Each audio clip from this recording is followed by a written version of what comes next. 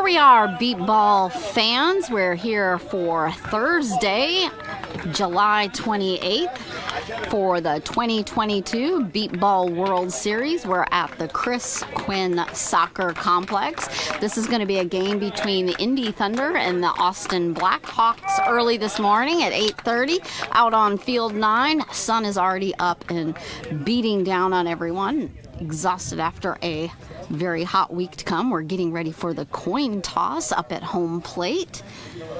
We have the Austin Blackhawks wearing their black uniforms with red print, Blackhawks across the front with a long tail saying Austin underneath. And today the Thunder is wearing a navy blue uniform that has a broad ripple across the front. Broad ripple, that is a thanks and support for the many years that the community of Broad Ripple has given to the Indy Thunder. So they are proudly supporting and showing off their thanks for all that support. Again, we are up at home plate waiting for the coin toss, going over a few friendly rules as we get started this morning. Just waiting for that toss as John is going over a few rules with the teams and the captains. This is Rosina Foster here with your play-by-play for today's game of the day.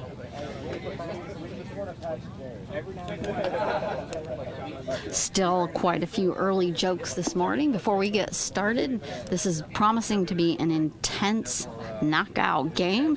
I'm not sure if you're aware, the Blackhawks had that upset over the Jets yesterday.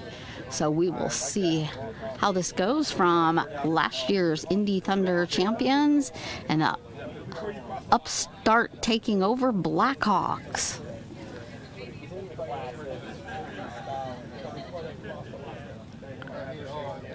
Blackhawks are sitting on the bench along the third base side while the Thunder is along the first base side.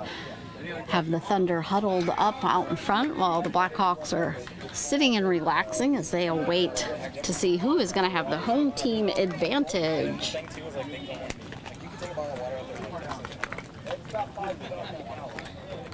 Going over all our foul lines. Thank you to the City of Beaumont for all their support this week. Running water, running errands, medic teams, keeping everybody well supplied, getting people and supplies from field to field, and having a general welcoming for us. It has been not possible to perform this World Series without all the help that we receive from the volunteers. Getting ready for that coin toss now. The coin is in the hands of John Lakowski, and a drop, and it is heads. We got your announcer here, guys. So we're calling, and they're going to be having the teams line up for that blindfold check. So I believe that Indy Thunder has possibly won that coin toss with the heads. We'll get a confirmation in just a moment.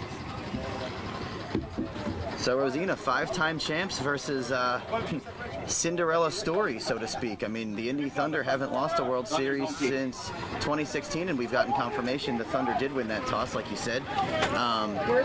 So they are the 5-time champs, but the Austin Blackhawks have won games against the Gateway Archers, which was an upset for them going into this tournament, and they won the game against the San Antonio Jets, which is the big upset of this tournament. So this should be quite the game. We need a base operator. So this is Rosina Foster and Matt Wallace out here in Beaumont, Texas, where the sun is brutal. We have the Blackhawks all taking a knee here on the bench before they get ready to head out. Hats off. Clapping going on with the Thunder. Definitely seem to be sitting on the Blackhawks sidelines, so we should hear, or nearer to them, so we should hear some good, some good energy from them.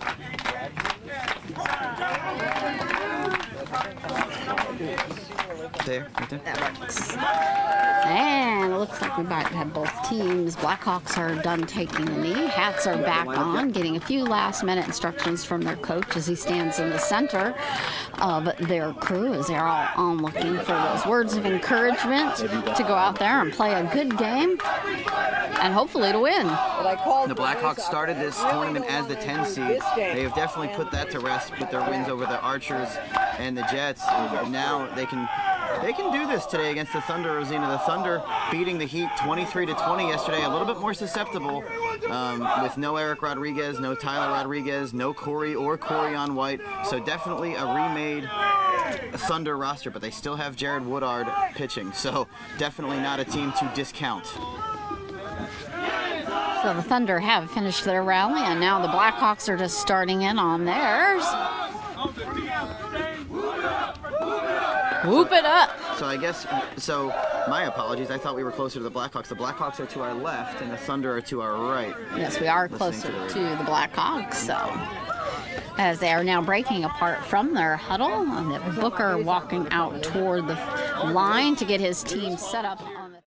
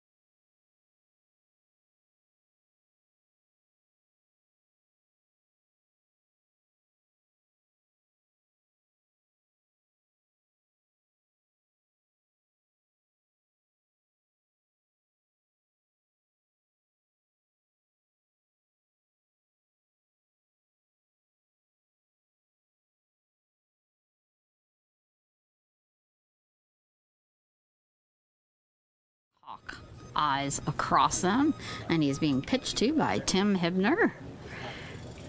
Yeah, normally the rule says you can say left-handed male. Tim Hibner, longtime pitcher for the Austin Blackhawks. Again, kind of underestimated himself going into this World Series. Answered all the critics. Starting ready? And our catcher is Kenny Whittier. Again, Brandon is now up at the plate, just standing off of home plate with black knee-high socks and cleats. All right. Defense ready? Getting a call from the field. Ready, batter? Batter is ready. And a base check. What's the game time? Oh, So 8:39 is when 8:40. Let's play ball. 8:40 is when we're going to get underway. A couple slow swings across the center of plate, and going to be ready for the pitch. Ready, hit. And a hard line drive out into right field, but that is going to be foul, about 5 feet outside of the right baseline. Definitely a good, strong, powerful on the very first pitch. First pitch of the game, yep. One strike. turn your phone off. He can still take his pitch, but Yeah, we can't definitely have that ready to going go, Brandon Cheshire. Make the place you're supposed to. Brandon coming back up to the plate. Probably switch hats pretty quick. Huh? I'll probably switch hats Kenny, right now. as he comes back up, he also has This does a black good job. batting gloves on. Definitely a theme going on here. I would not want to be wearing black out in this heat.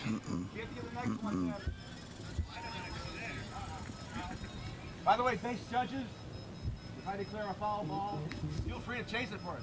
Okay? The umpire saying, hey, base judges, you feel free to chase those foul balls, too. A couple more practice swings across the center of plate for Brendan. Ready, hit. And just slightly under the swing, going past the catcher, under the scorekeeper's My table. barricade set up. Saw that quite a bit yesterday. Scorekeeper's table getting pretty bombed in the Wool game, and 2 strikes. Ready, hit. And another near miss there. Money, guys. Money pitch right here, guys. On your They toes. get 4 strikes. On your toes. You can hear Booker hollering from the Thunder sidelines, money pitch. Can still take one. Ready, hit. And it's going to be a bouncing liner down to center right. Past the first line, stumbling over the second line. He is going to be safe, putting the first run up on the board for this game of the day to Brandon Chesser of the Blackhawks. Good piece of 3-strike hitting there. Did not wait around, didn't take one, didn't settle himself down, and line drive up the middle. Like you said, the first line of defense couldn't reach it. Not the fastest run to the base, but fast enough. Good hustle. 1-0 Blackhawks. Got through the first player without screwing up. Easy job, right?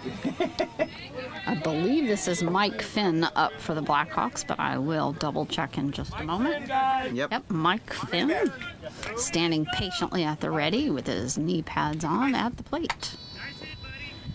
Casually with the bat up on his shoulder Let's play. for stretching out his arms and getting a good grip and leaning in. Ready, hit.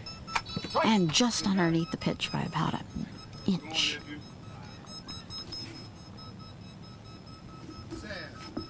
Ready, hit. And a clobbering drop bouncing just barely past the pitcher into center. Just, oh, they're tripping each other, and he's going to be safe. He had the speed on that one, Rosina. He was able to get there before, like you said, the Thunder tripping over each other in the ball a little bit maybe out there. 2 batters in, and the Blackhawks doing exactly what they need to do, 2-0. That was Iggy and James Michaels. They were just kind of grasping for the ball there together. Oh, I'm good right now. And again, this is what happens. You have a newer team, a lot of new players out there. Mentioned some of the players that the Thunder don't have anymore, and these guys maybe trying to learn how to maybe get a little more in sync in these World Series situations. Okay, defense ready. Ready, batter. Bases. Getting that base check. No outs. Play. This is Brock. This is Daniel Brock up to bat with his red batting gloves. Re-gripping the bat handle. Ready, hit. That hard clobber almost hit the pitcher going into left just past James. Rolling past the second line over, and he is going to be safe. That is 3 in quick succession for the Blackhawks. Adam Rodenbeck getting that, but just not in time. Again, a decent hustle to the base. Daniel Brock, 3 batters in. And when you're the underdog, Rosina, this is exactly what you want to do. Still nobody out. You want to put up the crookedest number you can, so to speak. So the Blackhawks, Tim Hibner's on it. A couple of good line smashes. Not the cleanest defensively. Maybe the Thunder trying to wake up a little bit themselves. Still early in the morning. But 3 batters in. 3-0 Blackhawks. And we're going to have Steve Puryear up for the Blackhawks as he takes a couple. We have a quick blindfold fix for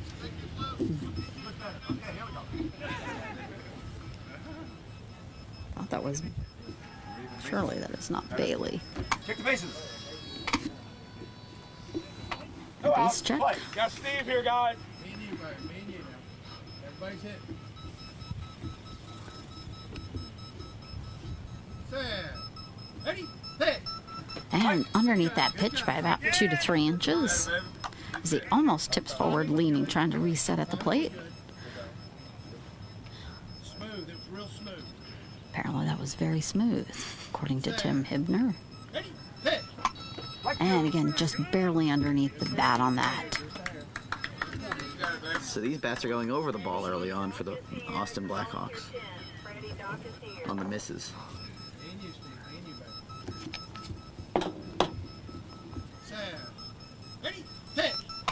And that one was under a little too much by about 3 inches.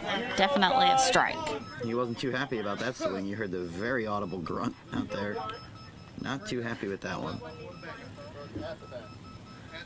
Can still take it. 3 strikes, no out.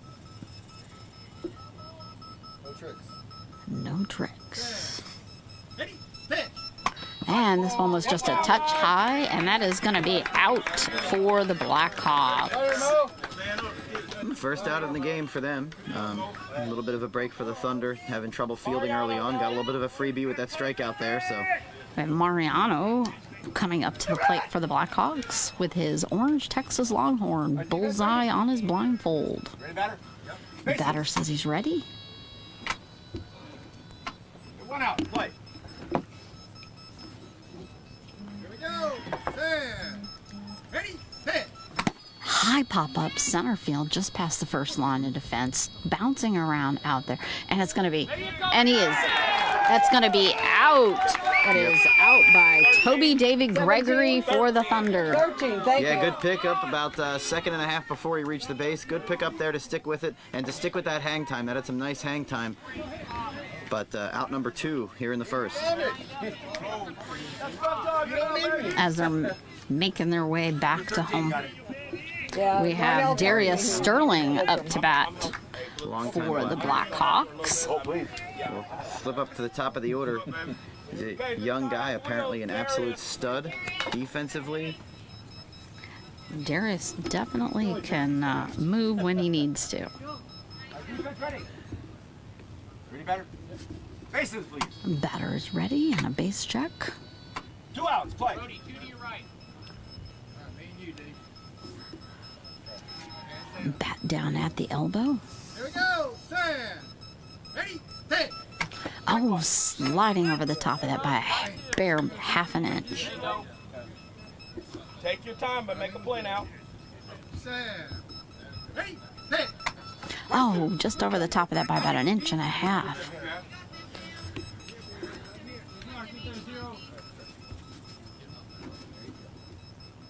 Set. Ready? Hit. And bouncing down on the ground at the pitcher's feet, rolling back just barely into play as he makes his way to. And they're going to count that as safe. That was a very close call, Right here, Brandon. but they are going to call that safe. So that is another run up on the board. 4-0 Blackhawks. It sounded like he just didn't pick it up. He sounded like he was right there. He said, "I got it," pretty quick. It just didn't sound like it was the cleanest transfer there up front for the Indy Thunder. Sounded like that was the one that you want to have back. It was a little choppy ground ball. Good hustle by Darius Sterling. Give him full credit though, because you proving once again you can score on any kind of play, even at a little choppy ground ball if you just hustle. 4-0, still 2 outs, and a guy that scored his first time up in this inning, 1 for 1, Brandon Cheshire, will get a second opportunity in this first. He's got his Our defense ready. Gloves are tucked into his left back pocket as he waits for the base check. Turn that one a little more this way. Just getting an adjustment on the first base. A little more. Okay, thank you. Check it again. Good, okay. And third base is also way out in the field. There, now it's pointing toward our batter now.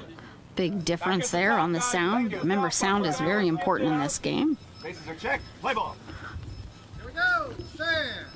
Ready, hit. Oh, underneath that pitch by about 1.5 inches. Trying to keep piling on. Stand. Ready, hit.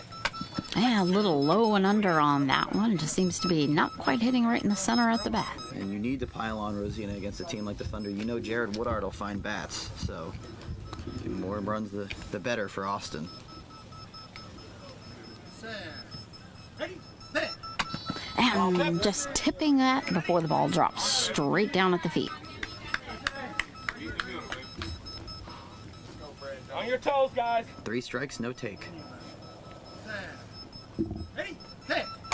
And another solid tip dropping at the ground. Tim Hibner falls under the category of one of those pitchers where you won't be seeing too many pass balls today. Nice cut. Nice cut. Brandon has a nice exhale before pulling the bat up over the shoulder. Stand. Ready, hit. And that's going to be a low pitch there, and that will be out for the Blackhawks, bringing the Indy Thunder in.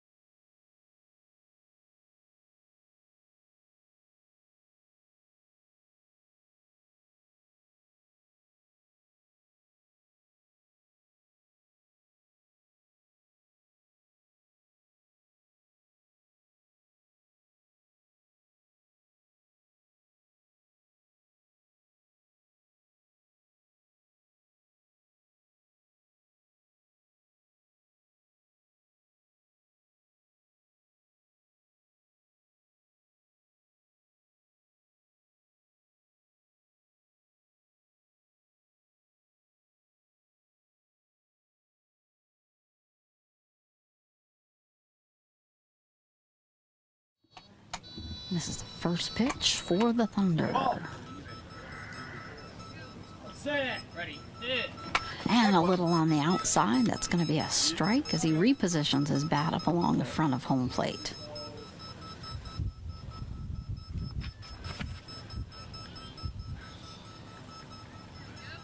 Set. Ready, hit.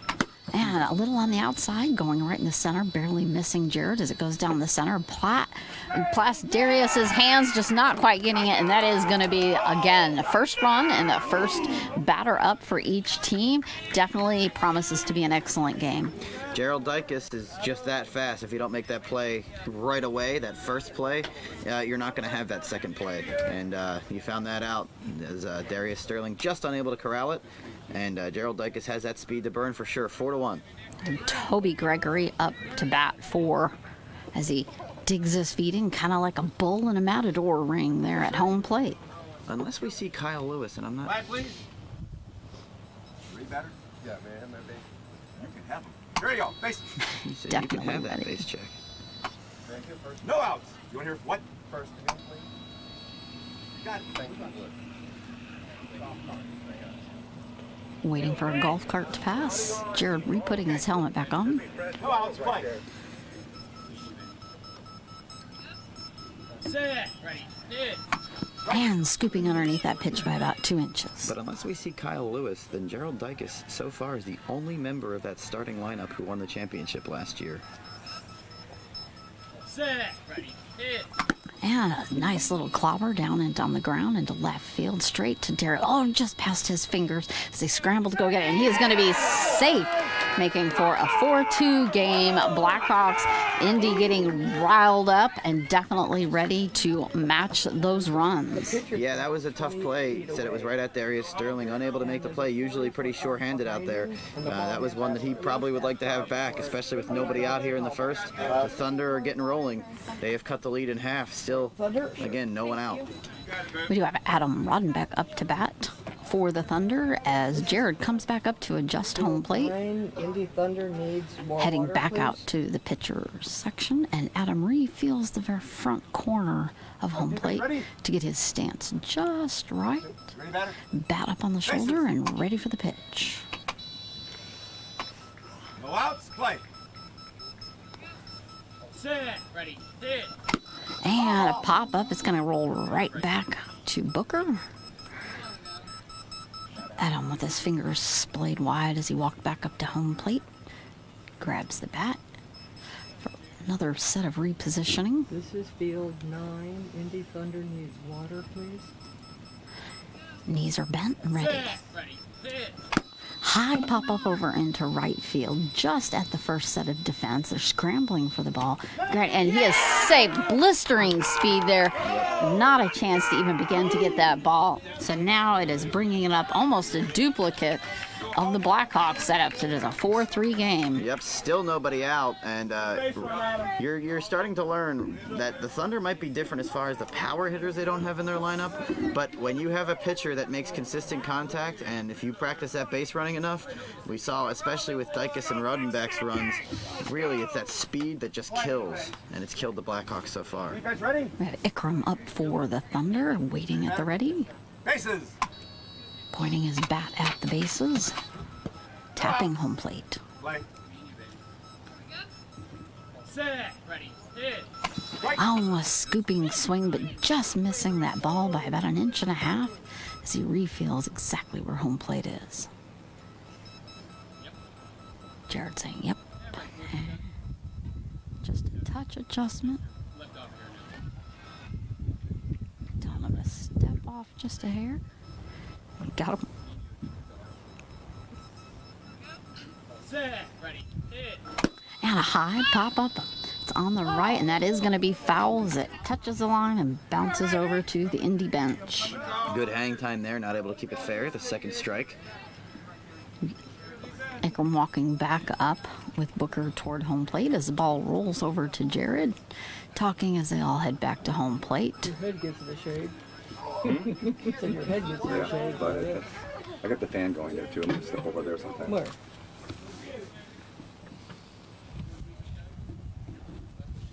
Here we go. 2 strikes. Another readjustment with feet positioning as Jared wipes the sweat off the ball. Set. Ready. Hit. Oh, and just barely Jared saying- missing on that. Jared Woodard saying, that's on me, don't worry about it. Wiping Swing. that ball off again, wants to make sure he has a good grip. Set. Ready. Hit. Ball. We're full. Oh, so he took that one, okay. Full count. Slow. Set. Ready. Hit. Hard, powerful, almost took Jared's knees out as he jumped, bounced off the center first line's legs, and they're still scrambling, but he is going to be out. That was a close call. I I believe called for water. If they don't come that soon, is I'll call again. Toby, but I will double. By an eyelash, good piece of hitting with a full John? count on him. A power drive right up the middle, and a play made defensively by the Blackhawks right before he reached the base. So that's the first out for the Thunder. Oh, that was a Mike Finn, Mike Finn. put out. Sorry. 2. 3-2. We have 1 out. So, first out in the bottom of the first. Blackhawks continue to cling to their 4-3 lead. I know. We have Ed Brown up at home All right, plate. defense ready. So we have You really do have some new names on this Thunder team this year. Or at least new starters. We have one out. Play. Ed Brown, unfamiliar to me. and popping up over to the catcher. Ed Brown has been there for quite a while. Okay. Well, I haven't, so maybe it's me. Set, ready, hit. And clobbering bouncer just past the pitcher, running into center and scrambling for another out by Mike Finn. Another put out by Mike Finn. Sometimes we see a lot of these games, Rosina, you have a streak of runs, and then once you get that first out, whether it be via the strikeout or just a good fielding play, that gives the fielders a lot more confidence. Mike Finn makes the play on the last batter, Nick, and then on this play on Ed Brown, he just had more confidence, picked it up, no fumbling at all, it sounded like, just a clean pickup and an easy second out. A call for another ball as we have Kristen Lobby coming up to the plate. Here you go, catch. I got it. Sorry, what's that name? Chris Dunlavy. Okay. Trying to tie the game. The Blackhawks, after giving up 3 runs with no outs at all, trying to get through this first inning with the lead, which would be a win for them. That's 2 practice tosses with the new ball for Jared. Looks like he is ready. Defense. Bases. A base check. 2 outs. Play. Chris bouncing on his heels as he brings his bat up to the ready. Set, ready, hit. Leaning into that, almost brings his left foot clear up in front of the center of home plate as he takes his swing, and that getting some more foot correction from Jared. Set, ready, hit. Leaning in again, hitting a grounder into the left field. Just and straight to that first position there. Who do we have on that I pickup? believe that is Jamie Simpson with the put out for the Blackhawks. I didn't hear who officially got the awards. I think they saved him for the banquet anyway, but you and I both agreed that she was our defensive MVP in the Wool game last night. Obviously, great short there with Darius Sterling. They have some positionally sound players for sure defensively. So, Rosina, after the 3 runs with nobody out, you had a couple pickups by Mike Finn, a pickup by Jamie Simpson, so no strikeouts, just sound defensive work by the Austin Blackhawks to get those 4, 5, 6 batters to get this 4-3 lead headed to the second inning. Blackhawks have to be feeling pretty good. They have got to be feeling good with that lead right now. But it's going to take more runs. You see Jared Woodard, kind of as predicted, not really going to strike anyone out. It was even rare that he got to a 3-strike count. I think I counted only 1. Nick, the 4th batter, got to that 1-3 count before he hit a frozen rope that had to be fielded by Mike Finn. So they're not going to strike out. They're not going to do you any favors. You're going to have to make the plays against them all game long. And All I knew was you're also going to probably have to pile up a lot of runs as a result because Jared's not going anywhere. Definitely not. You have the Thunder setting up out in the field as the spotters going from player to player. Not sure if that's just words of encouragement there, because I don't think they're actually moving around too much. This team definitely knows where they need to be, as you have Mike Finn coming up to bat for the Blackhawks. He's 1 for 1. He scored back in the first inning, kind of, I guess, the first inning MVP, if there was a such thing. He had a run, he had 2 putouts. You have Kenny, the catcher, adjusting home plate. And then Mike setting up his front corner of that plate, stepping back with his bat reached out in front, resting lightly on his right shoulder as he awaits for the readiness. Ready for inning number 2 here, the MBBA game of the day. Defense ready? Blackhawks Thunder. Blackhawks 4, Indy Thunder 3. Bases. And that's the base check. Second inning. Play ball. Here we go. Set, ready, hit.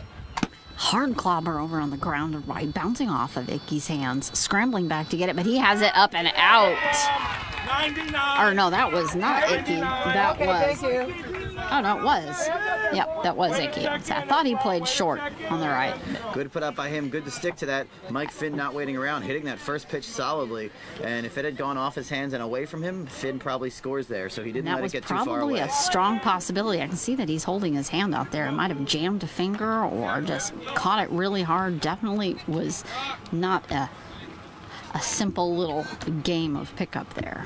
We have Daniel Brock up to bat. Yep, he was one of the first 3 runs scored by the Blackhawks in the game. That early first inning barrage. Leaning facing plate, and now looking at the pitcher. Here we go. Set. Ready, hit. And high over that pitch. Ball going under the bat by about 2 inches. Set.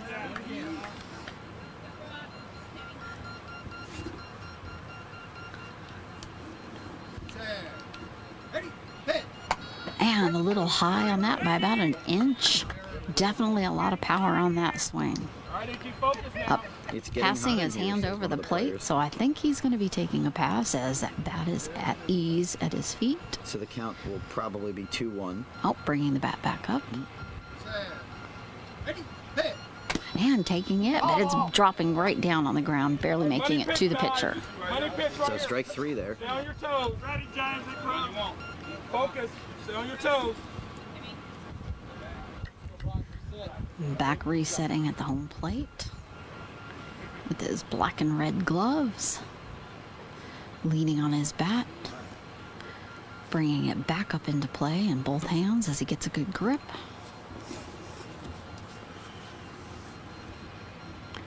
Set. Ready, hit.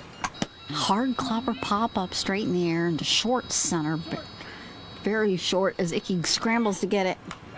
And he is out. That's a twofer for Icky there. Definitely his fingers were not too damaged to make up and grab another one and get it up in the air before the base. Thank you. Oh, these guys are men. You know, they make that one play. They're going to be in there to make that next play. They're going to get out in front of that ball. That's why I am not an athlete and these guys are, because they have guts. And he has guts, and he made the second play of the inning for the second out. Good piece of 3-strike hitting there to make the fielders have to work for it. And that was the definition, Rosina, of a bang-bang play. Next we have Steve Puryear up to bat. Struck out his Red first and white time. cleats. Gripping that bat in his hands. Digging his left foot into the dirt. 2 outs. Like.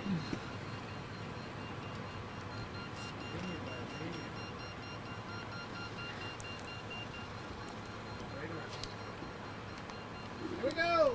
Set. Ready, hit. Then it's going to be high over the bat by about 2.5 to 3 inches. You ready, James?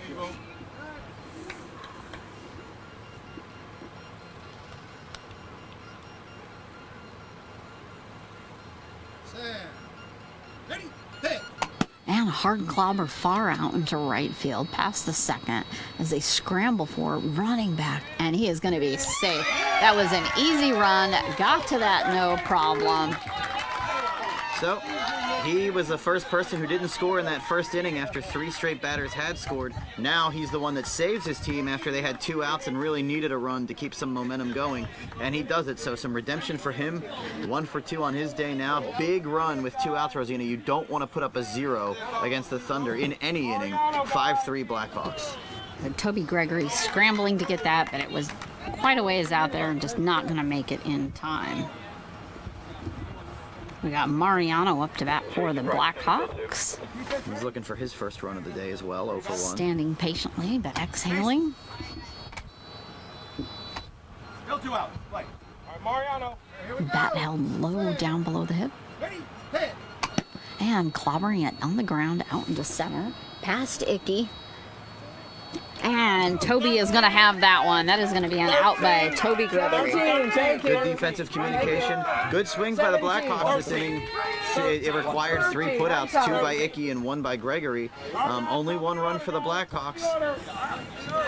As They lead. Indy comes back in, teeth gritted, I am sure, ready to take on and demolish the Blackhawks. But the Blackhawks prepping to go out in the field and just as determined to dig their feet into the outfield and hold the lead. And they're going to have to hold only a 2-run lead now. It's 5-3, and the top of the Thunder order coming up, you'll see Gerald Dykes right off the bat. So you'll see Adam Roden back in the 3rd hole, who has a lot of speed. So the the Blackhawks are going to very much have to be on their toes in this inning.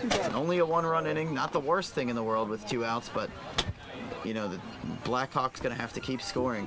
No strikeouts in that inning for Tim Hibner. All 3 outs having to be put out In the field. In the field, yep. Absolutely. A lot of hustle on Icky's part there. Definitely hustling. And he missed that one. There's just probably not a lot he could do. The speed, unless you have more of your body behind that, your hands alone are not going to stop that ball when it's flying at such speed and power. They communicate very well out there. Toby Gregory making the play behind him for the last out of the inning, and honestly, that's what part of this is about too. Yeah, you have to be positionally sound, but you really have to communicate with your fielders out there. Let them know, hey, I got it. Hey, it's going to go past me. You have to like make those calls right away, because as important as the spotter's job is to make those calls, you as a fielder really have to communicate and be honest about where the ball is. And the spotter is only allowed the one Yep. call with a zone number. They really can't tell them, if it's to the left or the right or anything like that. That's all definitely has to be the communication between the players. Spotter is just to give a generalized location. And again, as you mentioned, we do have Gerald Dicus coming up to bat. He's facing home plate as they wait to set that up and try to tap that into the ground just a little bit. Jared stomping on it, hoping it might hold in place a little better. Enter into last half of inning number 2 here. Blackhawks trying to hang on to their 2-run lead, 5-3. Base check. Here we go. All right. Play ball. Go deep, Dad. Set. Ready. Hit. And high pop-up's going to drop right down at home plate, bouncing up into Booker's mitt, but dropped. Tossed back up to Jared. As Gerald repositions his bat along the front of home plate. Setting his feet, shrugging that left shoulder before gripping his bat. Set. Ready. Hit. On the outside of the bat, perfect. A hard power line drive out into right field. It is way out of there. That was a total easy run for Gerald Dicus. They're still heading out into the field to go grab the volunteer after that ball. Good job, Jay. That was not stopping at any time at all. No, that's just one of those where you tip your cap and move on, because a great hitter made a great hit, and that was kind of a layup for him. So 5-4, the lead now trimmed to 1, and Gerald Dicus off to a 2-for-2 start to his day. Bringing Toby Gregory up to the bat, making that wonderful backup play behind Icky earlier on defense. And you can already see the sweat is dripping down his neckline. It's just visibly from 20 feet away. I can literally see the drops of sweat just sliding down their necks. It is brutally hot out there, folks. Please stay hydrated. Toby trying to get to 2-for-2 on his day as well. Ready, batter? Field is ready.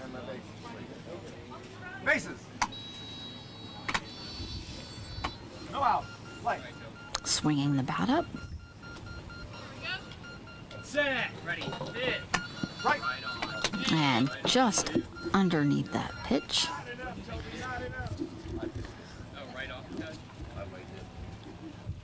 A lot of communication there between Jared and Toby. Set. Ready. Hit. And popping up.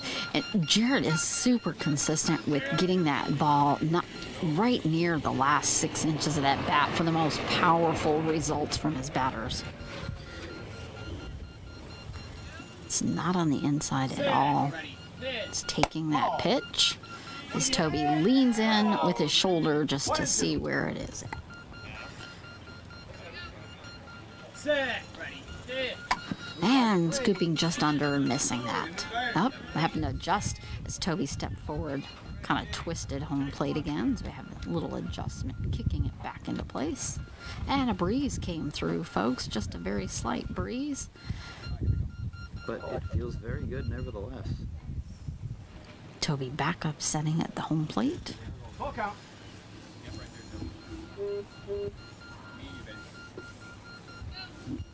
Set. Ready. Hit. And that is going to be a strike. That was underneath that swing. Break. Always a break for the opposition when Jared Woodard strikes a guy out. And he said that was on me. It was on him on that 3-1 pitch. Toby Gregory drops to 1-for-2, and a big first out for the Austin Blackhawks, albeit a little bit of a freebie. Adam Rodden back up at home plate. Bases. He slides his feet through the dirt back from home plate. He's 1-for-1. We saw how fast he is his first at bat. Set. Ready. hit. Ah, catching again, perfect. Just not quite solid on, but a perfect placement almost. Set, ready, hit. And again, just barely over the swing. Adam kind of wiping off the front of home plate as he drags his left foot back. Set, ready, hit. And this time just barely underneath it, making for strike 3. Jared taking his helmet off for him. He's telling him, take this one. As he looks at home plate, he's studying that, putting his helmet back on. Jared asking Booker to lower his glove. Set, ready, hit. That's the ball. It's going to be that pass. So, full count, 1 out. And Set, ready, hit. man, that is going to be a strike. That's 2 strikeouts in a row for Jared. That is very unusual. Very unusual indeed, but again, sometimes we think about these guys aren't your stereotypical starters for the Thunder. They haven't been in many World Series in the past, so sometimes maybe even a guy like Jared needs to get that timing perfectly down with these hitters. You know, like you said, it's a long week. They bat several times. They play 3 games a day. Sometimes the timing probably does dip a little bit. We have Ikram up for the Thunder as he points his bat at the base check. 2 outs. Set, ready, hit. And that was a hard swing, just barely off of that ball, maybe a half-inch space. Not even readjusting, just standing back up. Set, ready, hit. Leaning hard in, it's going to be a high pop-up about 80 feet going, and Ikram's even trying to go catch his own ball as it drops over where he was running, kind of jokingly there. 2 strikes on him now, can still take his pitch. Clearly seems to be one of the better defensive players on this Thunder team. Ikram, I believe, got the best MVP at the Indy tournament a while back. The overall MVP in that tournament as he stretches the bat back over his shoulders. And ready for the pitch. Oh, almost catching Booker as he leaned in. Set, ready, hit. Right. 3. Jared shaking his head as he pulls his helmet off. You can definitely tell he's feeling something is off.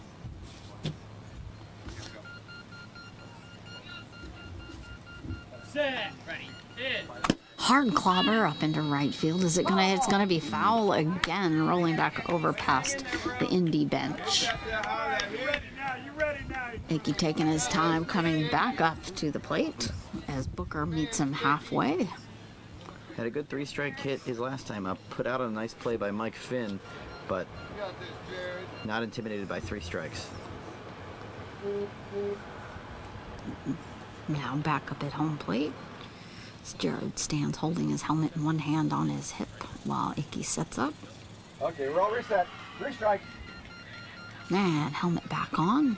Set, ready, hit. Yeah. Ball. Okay, full count. Full count with 2 outs.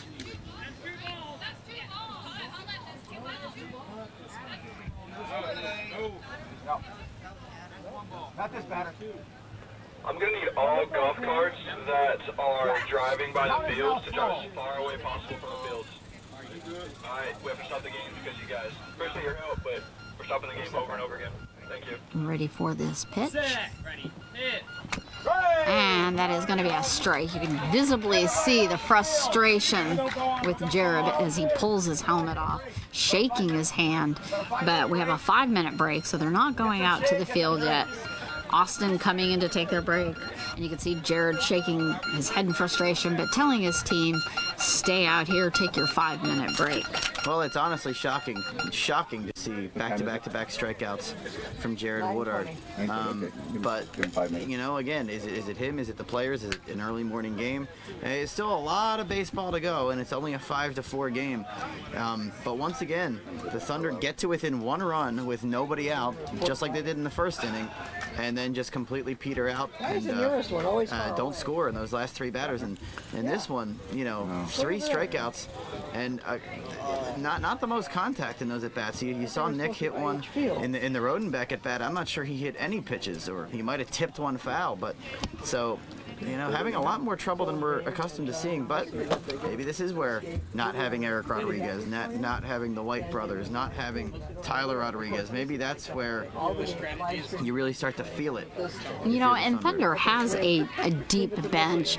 I don't think they have wholly 100% completely depended on those players, but I think it does take a while to develop that smooth flow.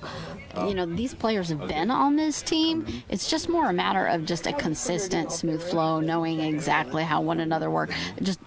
It's a change of pace more than just new players or fresh blood. It's just really developing that smooth, consistent conversation and what is going to work. There's going to be a different pattern for the pitcher to the batter for every single individual, and it just takes a while to get that, that momentum down to where it comes without even thinking. And you have this core that's won 5 straight championships. The guys that I just mentioned, the one all 5. Now you have this, like you said, these other guys, they've played for the Thunder maybe all 5 of those years, but they didn't play in these prominent roles in these maybe 3 games a day every single day in the World Series. So like you said, yeah, it's a learning curve for them as well. I've definitely seen all of these players with Indy, and they've all taken their turn at playing again. It's just a development of bringing in that. Thunder has been so smooth for so many years that I think it has all come without any thought or any effort really on their part. I don't want to say effort as in like being out there training and playing and practicing, but I mean just the smoothness of the response to how they all work with one another. And now I think that's something that's just going to have to have a little bit of time to develop that up again. Yep, and they've been a machine the last 5 years, and they're definitely no slouch this year. They beat Bayou City. They played well in the Indy tournament. They're still ranked 3rd in this tournament, and that's even in question now because the Jets, the team that's ranked 2nd, has already lost. So it's not like the Thunder are now a bad beat baseball team by any stretch of the imagination. They're still very much contending for this. And speaking of which, some really good games going on right now. No scoring updates, but Tyler in Philadelphia, the 2 Houstons playing each other. Braille Bandits versus the Panthers, kind of a game you talked about last night as a team, as a matchup of 2 newer teams trying to feel their way. That should be exciting, interesting stuff. It's definitely exciting for them. I mean, this is their trip here to the World Series. There's been tournaments, organized tournaments that they've been to. This is kind of the pinnacle, that peak that you all strive towards. So it's very good and exciting to see those new teams, new players, new blood, new excitement coming into the World Series. So definitely, brings just a different taste and flavor to those games. And I look forward to see how that Panthers team develops over the years with Darren Keepers and Jason Esterhusen really starting to build something special there. Obviously, like you said, not the most depth right now, not necessarily going to be contending for anything right now, but for sure they seem to be developing something special. B. Yang unable to make that tournament due to injuring himself, but they definitely have some solid players. BCS Outlaws, we've seen them win a couple games in this World Series. They beat the Gateway Archers yesterday, for those of you unaware of that upset. So the BCS Outlaws, a new team, a team that I haven't seen play in the World Series, from College Station, where Texas A&M University is. A good represented team this season. So a lot of good teams, a lot of interesting stories. Yesterday we got to call Rosina Foster's Atlanta Chaos versus the Long Island Bombers. Atlanta coming up with a 16-12 win, but those are 2 teams that we haven't seen much of. Well, you have, but objectively haven't seen too much of this week, and that was fun to see. Richie Flores really playing well for the Atlanta Chaos. Garrick Scott defensively, Cody Jeffries. So you got to see just a lot of talent there, and the young 15-year-old, 14-year-old Damian Gonzalez just scoring run after run. So even in a game like that, where you're not talking necessarily about a 3rd place game or a championship game, you're still seeing just great beat baseball. And athletes that just love the game. Absolutely. We're almost ready to have everybody come back out to the field. We're here in Beaumont, Texas. Thank you, City of Beaumont, for all your volunteer and all your work in assisting, keeping our players hydrated to the correct fields, getting equipment here, medics if it's needed in this blistering heat. and Chris Quinn Soccer Complex, and we've actually finally started to get a little bit of cloud coverage up here today.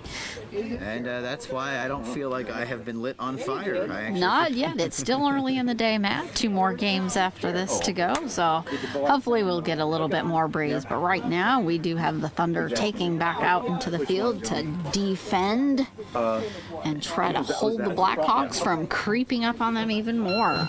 It's 5-4. The Blackhawks clinging to that 1-run lead.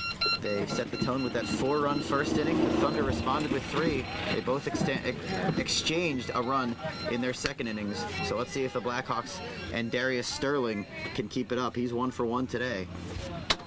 Yep, Darius Sterling making his way to home plate. He's got his high red socks on with his black and white cleats. Actually, the very bottom of them, barely can see it, but the cleats themselves are red, kind of matching his socks and his arm sleeves. He's got red padded arm sleeves as he's joking with Tim Hibner up there with the ball. And I probably have it wrong as far as the overall number, but there is so much Texas representation in this World Series. I count BCS, Tyler, Austin, the 2 Houston teams, so I count at least 5, and there's probably someone I'm forgetting. So Texas with quite the representation at this World Series. Well, kind of not too unusual considering we're in Texas. You'd think that we would have a lot, but yeah, you definitely have to also have done the work to get to this point. Just the teams got. Absolutely. And Texas is a pretty big state, so it makes sense to have multiple teams located across it. All right, defense ready? Here we go, top 3. And this again is Darius Sterling for the Blackhawks. Let's hit the bases. I forgot San Antonio. That makes 6. Yeah, I forgot about the All right, Jets. top of the 3rd inning. Play ball. There you go. Now you're playing. All right. Here we go. Sam. Ready? Hit. And the ball underneath the swing by about 2 to 3 inches.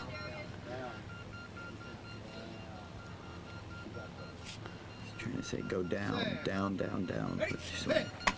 And catching off for that as the ball comes back past Kim. Trying to test the announcers and their fielding prowess. That's okay. My foot was pretty quick there. That's about my athletic ability. Sam. Ready? Hit. And sliding underneath the bat by about 2 inches. All right, guys, right here on your toes.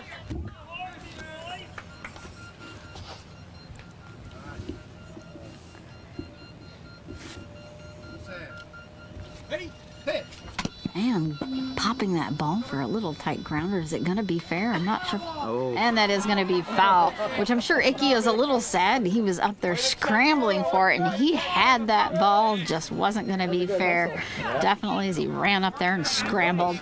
So he Not would quite. So he would have had that before Darius He got the base. definitely would have had that. That was a very quick But from Darius' scramble. perspective, also frustrating. He ran almost all the way to the base, has to walk it off. Still has his pass available to him. Let's see if he chooses to use it here. Because it's always tough, especially in this weather, when you book it to the base, and right before you're going to get there, you're told foul. Turn around, walk it all the way back. Darius back up at home plate, and he actually has 2 tears in his knees on his pants there. I'm not sure if those are the kind of all wrinkled and pulled up, so I'm not sure if they were there ahead before. Oh, you meant tears in the pants themselves. When you said Yes. knees, I thought you No, meant muscles. tears in his pants. Waiting for the cart to pass. Okay, I'm on my way. All right, here we go. Sam. Ready? Hit. And taking that Yeah. You usually see that after one of those long runs to the bases, having to walk it off. Just take your time, take a deep breath, take a pitch. bat at the ready. Sam. Ready? Hit. And clobbering it up as a little pop-up into left field. Scrambling for the ball. He has it, and he is out. That is out. 29. Gotcha. That is James Michaels short in left field, picking that up.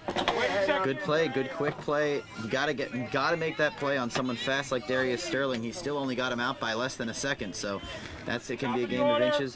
James Michael with his first put out, that's a big put out. And now we flip back over to the top of the order for Chesser. I'm just readjusting first base, so it's pointing at our batter. So Austin, very balanced scoring right now. 5 of their 6 guys have scored. They're all 1 for 2. One out, Hey, third top base. third. You like to take that speaker towards home plate, please? Brandon, guys. A little more that way. Let's stay close.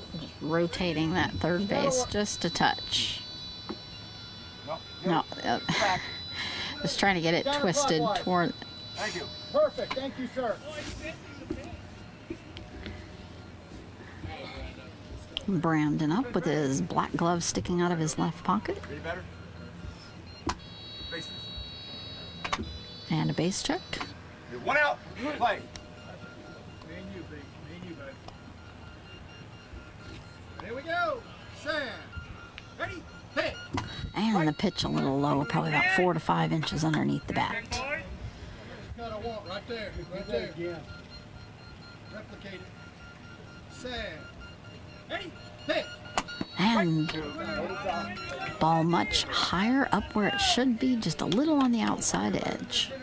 Blackhawks finishing third in last year's World Series. Ready? Hit. Power line drive out into right field, past the first line of defense, just stumbling past the arms, bounced off, going to, and he is going to be safe. Big run there. Like you said, got past those 2 lines of defense. You Yep, can got tell. past Toby and Chris out in the outfield. I think it barely caught Chris's fingers as it went past Toby, and it might have bounced off his hands, but it was just definitely moving much too quickly. So that's his second run of the day. He goes to 2 for 3, and that'll make it a 6-4 game as Mike Finn 1 for 2. He has a couple of good defensive putouts today. He's had a good day. See what he can do at the plate. But the Blackhawks, kind of elaborating on what I was saying, last year we're also underdogs in some games. Several people thought that the Jersey Titans would take them out. They beat them in the 4-5 game, and then they beat the Indy Edge, who were favored in that game for the third place game. Austin, always that team. You got Gerald Dykes out there kneeling in the field as Mike Finn is coming up to bat. Shirley, who will hop up. Sam. Ready? Hit. Oh, and a strike as it's just on the outside edge of the bat. Sam. Ready? Hit. And just underneath. You can see James out there and short left, kind of stretching his legs in preparation. Hit. Bouncing a short into right field, straight to Icky. Oh, just past his hands. He's scrambling to get it. He is going to be safe. That is just a matter of about 2 seconds there. It definitely was one of those coulda, shouldas, but just did not happen, giving another score to the Blackhawks as Mike Finn skips up to Tim to give him a hand fist bump there as he goes then back to the bench. And that's exactly what they needed, and that's hustle and speed there. Just gets past that first line of defense. He's scrambling to go get it. That's where it's a matter of who's faster, the runner or the fielder, and he had enough speed to get himself to that base. So now it's 7-4 game, still only 1 out. So a good chance for the Blackhawks to add some more. Daniel Brock 1 for 2. See if he can join the 2 for 3 club. Let's hear the bases. Pointing at his base check. Still 1 out. Rock here, guys. Asking for a double check on first. Tapping home plate. Me and you, buddy. Me and you.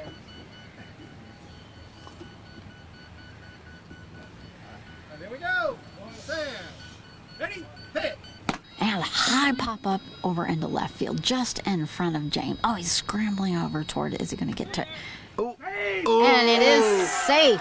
That is going to be safe. That was a split second there.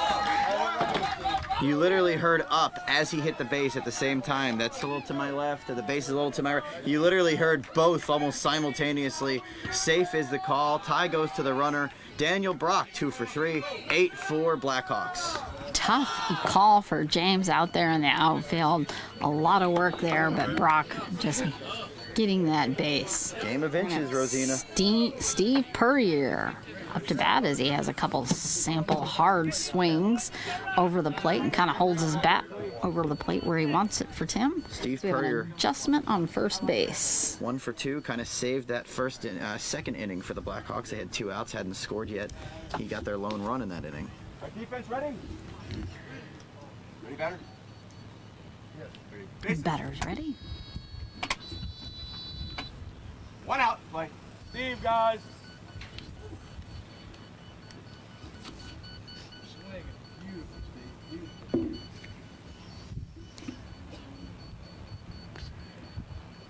Swing the bat back. Go, Sam. Ready, pitch. And over the ball by about 2 inches. Absolutely. Yeah, that too. His hair was perfect. Tim joking that his hair was perfect. Ready, pitch. And just slight miss on that. His ball's right under the center of the bat. I just wonder what the was all about. He said his hair was perfect. Well, after a swing in this heat and the sweat. Sam. Ready, pitch. And almost hitting Tim as it bounces past him over into center field, past the first line, past Gerald. And over, he's going to be safe, giving another run to the Blackhawks. So And it- not quite for, I believe that was DeMelli Wright out there in the far field, just behind Gerald Dicus. And, I almost got to wonder, Gerald was kneeling down prior to that pitch. And, it just went right past his hands. Was it just, you got to wonder sometimes, could that have played a role? yeah, is he just not maybe standing up totally alert, maybe just Well, I'm kneeling sure down, he's not- alert, but I think he's resting, trying to conserve his energy. You want to be positionally sound, and that's 4 runs in. Definitely want to be ready to launch yourself toward the ball. Bases. This is the one guy on Austin still looking for his first run. 0 for 2. Bat down at the ready. Ready, pitch. And just a slight miss there. But on that last run, it's another matter of those fields playing fast on those ground balls. It's just a choppy ground ball, just kept rolling. Sam. Ready, pitch. High pop up over to left and then dropping short right in front of James. Is he going to scoop it up and have it in time? And he is out. He definitely did. Definitely a feeling of revenge there for James as he picks those up. Yeah, if I could be frank, it's a matter of maybe not the fastest runner going down the line, because that would have been a close play if it was a guy with maybe blazing speed. James had maybe a couple more seconds to pick up the ball and make that out, because that was going to be a close race. Well, it dropped fairly close to him. It was really a matter of just scrambling and getting that ball. So placement-wise, might not have been the best. And it looks like Darius Sterling is going to be getting a different bat, swapping out. What gave Mariano a chance, though, on that play, though, was the hang time. It bounced right in front of him, but it did have some hang time, gave him a little bit of a shot, but out by plenty. 9-4 Blackhawks, 2 outs, top 3. Bases, please. 2 outs. Play. Yes, sir. It's 1 for 2 for Darius. All right. Here we go, Sam. Ready, pitch. And going to be foul out on the right base side. It was a good solid thunk, just not between the lines. And that time he didn't have to run too far down the line before coming back. Unlike his last time. A little more rest. You have Brandon Chester back in the batting box again, swinging 2 bats to keep those shoulders limber. Talking about that hair again. Sorry? A solid hit on the ground out into right, just bouncing over Icky's legs. Oh, Toby just barely knocked. And it is not. That is going to be safe. Almost had it in his hands, bounced out. Not quite in time, giving Darius the run.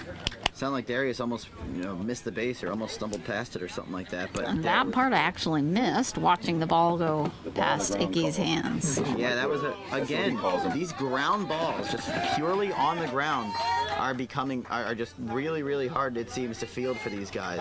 They're almost having more success this year on those high pop-ups that just bounce right in front. The ground balls, these really sharp blind drive ground balls, it's hard for them to play on these fields right now. And Super fast, and anything with power on it's just slamming past them as we have a hold waiting for this airplane to go by overhead. But it's now Blackhawks 10, Thunder 4, so the Blackhawks doing exactly what they need to do with a big crooked number up on the scoreboard in this 3rd inning. 5 runs in. And another guy on their team now 2 for 3. That makes 5 guys in the Blackhawks starting lineup that are now 2 for 3. Here's one of them right now. Brandon Chesser for the Blackhawks. Pressure is on, catcher Kenny says. Ready, batter? Bases. 2 outs. play. Here we go. Sam. Ready, hit. And a slight miss. I ain't dropping it. I'm pushing it straight in. Sam. Ready, hit. Oh, and again, just barely underneath the swing. Outside that big dog. Here we go. Me and you now. Easy now. Sam. Ready, hit. A hard clobber out into the lower right field, bouncing over Icky's hands as he scrambles to recover. And he's going to call it safe. The ball was on the ground, did not have it up away from his body in time as Icky sits on their field holding the ball in disbelief. 6th run in the inning, 2nd in this inning for Brandon Chesser himself. He goes to 3 for 4. It's 11-4 Blackhawks, and they can feel it. This team is playing with a supreme confidence right now. Tim Hibner finding all the bats, and these ground balls just they're having trouble fielding it, are the Indy Thunder. Number what? You get numbers who make put up? Oh, it was a put out? I thought you called him sorry. safe. No, it was Someone safe. was It was safe. safe. Yeah, I'm sorry. I'm sorry. It was safe. Thank you, sir. Don't I know I screw called up. you. We thought we were doing. Come on now. I have to look at Mike what he Finn does. up at the plate for the Blackhawks. 2 for 3 for Mike. We have the catcher speaking with our umpire right now, having a slight discussion as our outfield resets here. Did he get hurt? I couldn't tell. There was...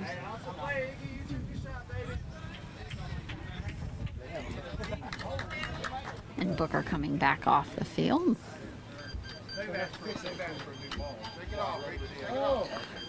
One thing about beat baseball that you notice by watching games, yeah, there's trash talk, there's rivalries, but it's all friendly. Even players from other teams. You just heard Brandon Chesser just talk to the fielder. Hey, nice try. You made a good play on it. You almost got me. There's that class. There's that mutual respect on both sides that you don't always They all see. know that they've had those instances too, where they've had those almost or could have's or I thought I had That it. one's possibly. So definitely it's all in play. They know it comes back. Especially if we start running through balls. Trying to keep themselves pumped up. Still only one out to get for the Thunder, but it just keeps snowballing here as the Blackhawks just keep on piling up those runs. They've scored 2 with 2 outs. They scored a bunch with 1 out in this inning. They have 6 in already, and it doesn't get any easier with Mike Finn, Daniel Brock. So the guys in their lineup, Steve, who scored on his last 2 attempts. So the Thunder Tim need... just putting some chalk on his hands from the ball. As Bases. have a yes sir ready from Mike 2 Finn. outs, play. Bat up in front, now back on the Mike shoulders. Finn. Sam. Ready, hit. Hard clobbering hit into center, almost hitting Tim, stumbling past the first line, bouncing off the second line as he ran. But he is going to be out. That is an excellent call. I believe that was Adam Rodenbeck, number 41 for the Thunder. Adam Rodenbeck with the put out. That's by an eyelash right there, too. Just got him before Mike Finn touched the bag.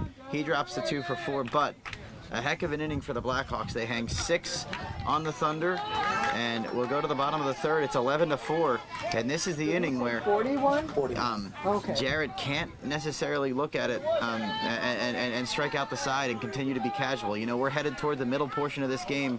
The Blackhawks have scored in every inning, especially the 4-run first, 6-run third. They're going to continue to be, hitting the ball. Tim Hibner hasn't struck anyone out since, early in the first. So It was on excellent the backup bats. work by Adam out there, backing up the players out in the far field and still managing to get that put out before that base was made. We have water being brought out to the Thunder team out on the first baseline, cups of water, while waiting for the Blackhawks to take the field. Keeping everybody hydrated. Adam is crouched down in the center of his circle there. Icky is also leaned over on his knee. Somebody's pouring some water on his head. And this becomes an enormous turn up at bat for the Thunder. down by 7 runs, just struck out 3 times last at bat, but have had a long time since then, had that 5-minute break and had a long time out in the field while Austin was batting. So maybe a chance for Jared himself to regroup, getting very, as you mentioned, visibly frustrated in that second inning with how his pitches were going. So let's see what we got from the Thunder. We got 5, 6, and 1. So we will see Gerald Dicus again. Definitely have to be feeling the pain of this run difference here. It's definitely out for them. They're used to being up ahead. So definitely coming from a pressure standpoint, feeling that they have to perform, unsure of how they're going to respond under that pressure. And this is a team that just beat the San Antonio Jets yesterday, so if you think remotely they're intimidated by the Thunder or anything, the Blackhawks They are not. No, they're known for this. They're known for being the underdog that kind of beats these teams. I mentioned their win over the Titans last year, their win over the Indy Edge. They were not expected to be the 3rd place team in the World Series last year, and they were. We have Ed Brown coming up to bat for the Thunder. He's got his black knee pads on over his gray baseball pants. And again, they're wearing those broad ripple jerseys that they had made as a recognition of all the support that they have received in the past from that broad ripple community. Still has that T with the Thunder edge on their sleeve. Oh, the cooler. Ed 0 for 1 today, trying to score his first run. Field is ready.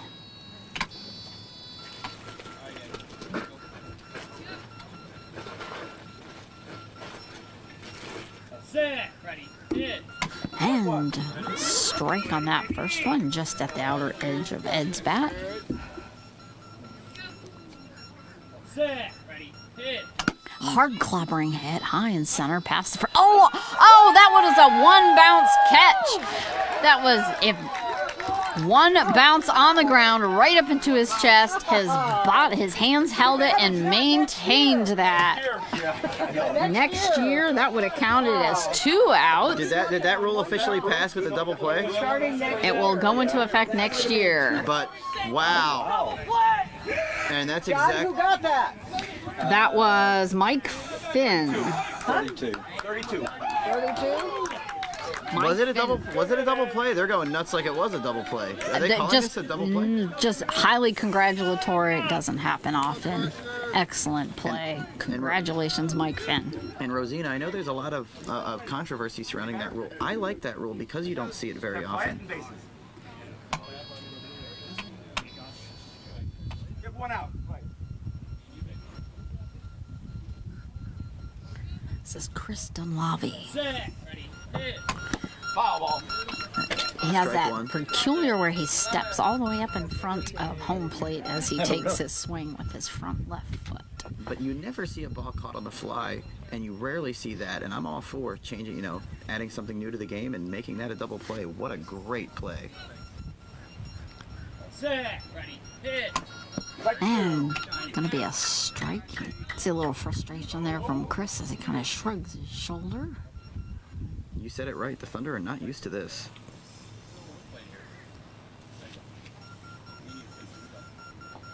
Kind of hopping up on his toes. Set. Ready. Hit. And a little high on that, about 2 inches over the bat. 3 strikes. You have this quiet focus right now from Jared and the Thunder. Trying to get something going. Jared having a strong exhale as Chris bounces up on his toes, inching a hair closer to the plate.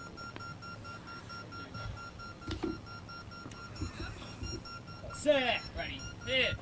And a high pop-up. I don't think that's going to be foul as well. It's a ragged ball. Yeah. It just was in the air and you couldn't hear it. But yeah, that was foul on the left baseline. But we do have Jared calling for a new ball. Says it did die and it restarted back up as it hit the ground. But how about the highway robbery to begin this inning by Mike Finn, not letting Ed Brown get the Thunder their 5th run, get them going in this inning, starting the inning with an out and just a fantastic play, catching the ball on 1 bounce. Yeah, incredible play by Mike Finn. He'll probably get a lot of congratulations on that. This is the kind of confidence that this Austin team is playing with right now. They feel like they can beat anyone. All right. 3 sets. 3 strikes to the batter. No balls. I'm ready for that pitch. Set. Ready. Hit.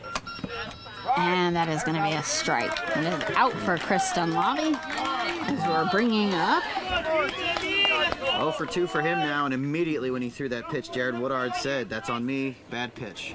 So he's, you know, and he's not, he's a young guy too, Rosina, and he's a We got a man who's got money. he's a 5-time champion. We could use the Maybe ball. the frustration starting to creep in as things not just coming as easy, just things not just happening for him and for his team. And for a young guy, he needs to watch himself, not getting into his own head. That's the 4th strikeout for him in this game. I have Gerald Dicus up at bat. He's been kind of the bright spot offensively for the Thunder. He's 2 for 2. Okay, let's play. 2 outs. Set. Ready. Hit. High pop up hard into center field over the first line, bouncing over into the very deep. He is easily safe. There was not even a chance.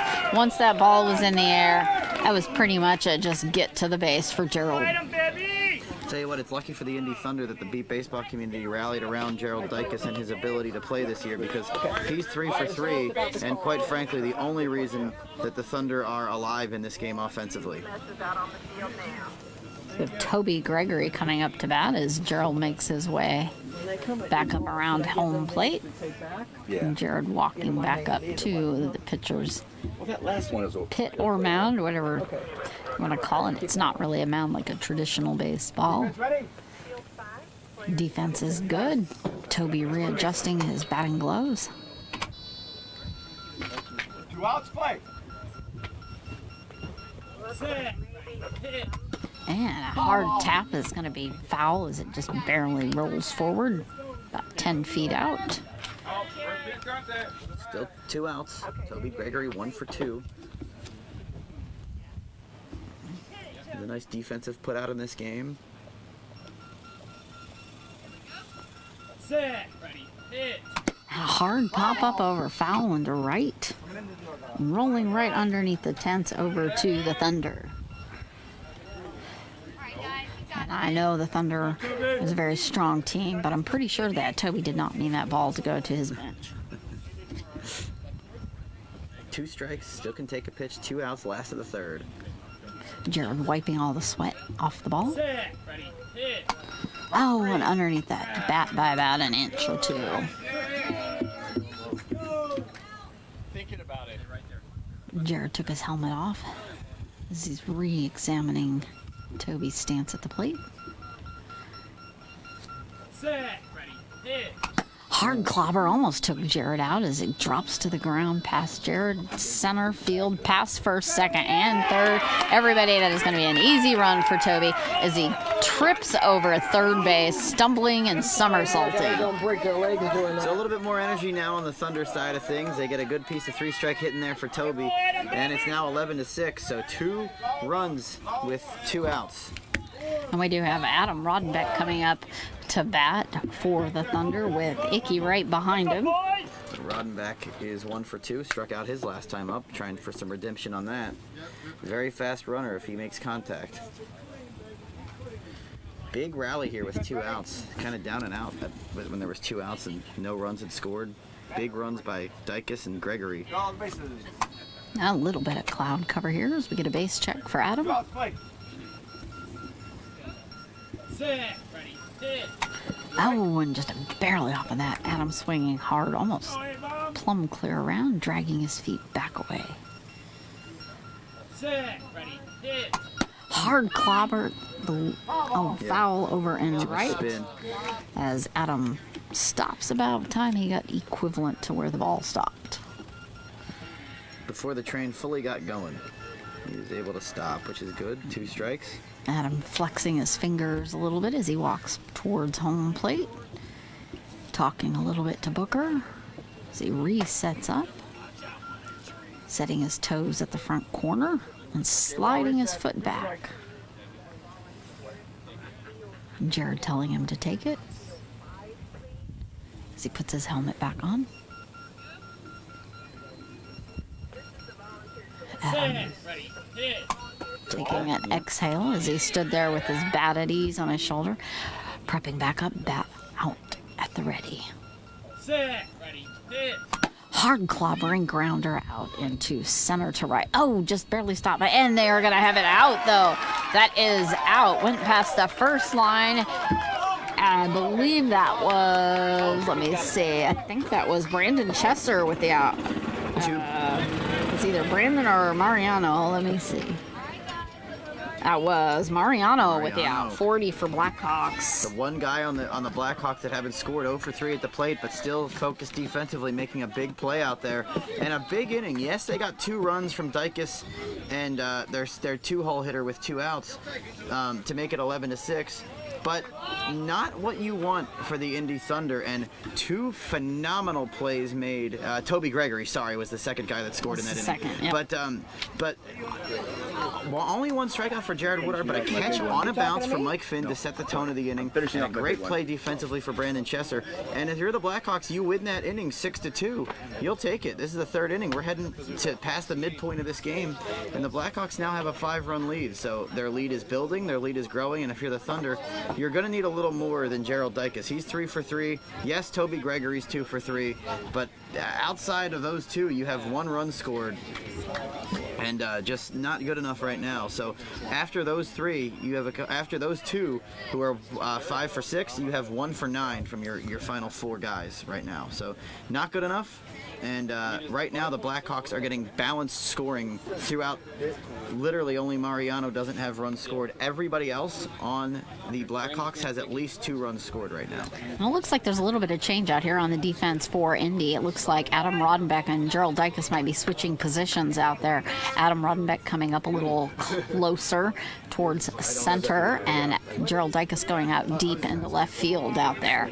So that is definitely going to be a little change, but it looks like Icky is still up short in right, where he's been playing and doing a tremendous job defensively, as we have Daniel Brock coming up to bat for the Blackhawks.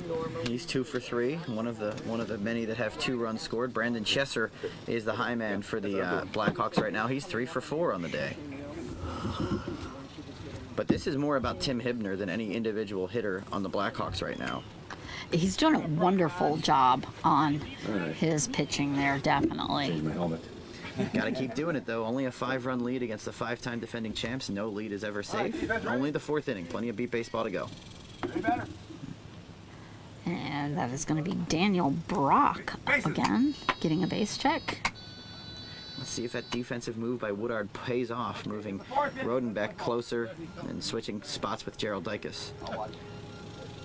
Me and you, baby. Here we go. Sam. Ready? Hit. And that's going to be a strike as he slides over the top of that ball. Ball about 2 inches underneath the bat. Yes, the hair. Hit ball.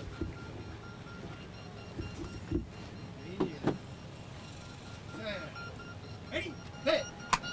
And another strike as that goes just underneath the bat by about 1 inch again.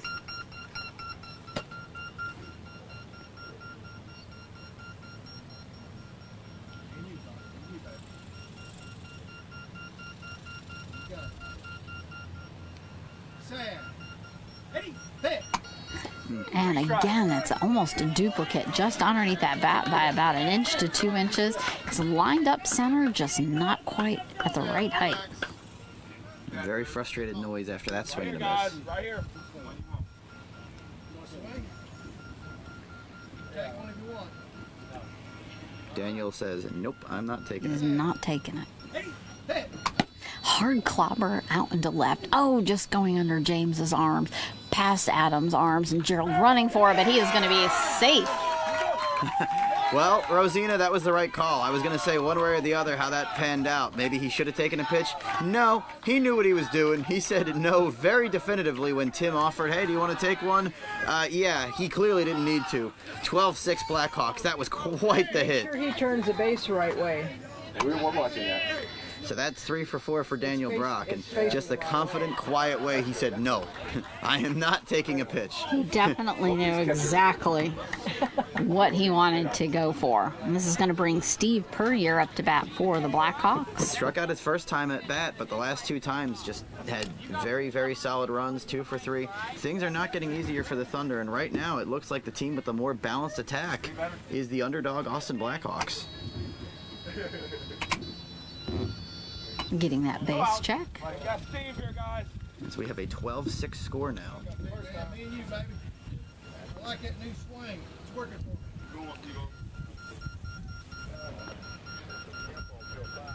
Got a little bit of wiggle in the hip there from Steve. Set. Ready, set.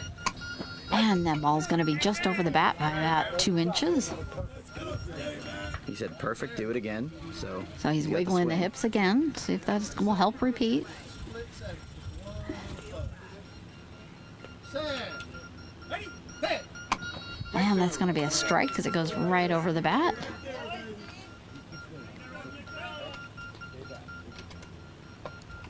Telling you, it's a great swing. Back over. Over. Good little piece of paper. Just having conversation there between the pitcher and the catcher. Steve bringing that bat back up. Set. Ready, hit. And just going underneath, that is going to be strike 3 as he realigns, sets his bat, running it along back and forth along the front of home plate. Hey, you're not moving. You're on the money. Tim telling him he is on the money. It's on me. I'm not hitting you. Quiet, please.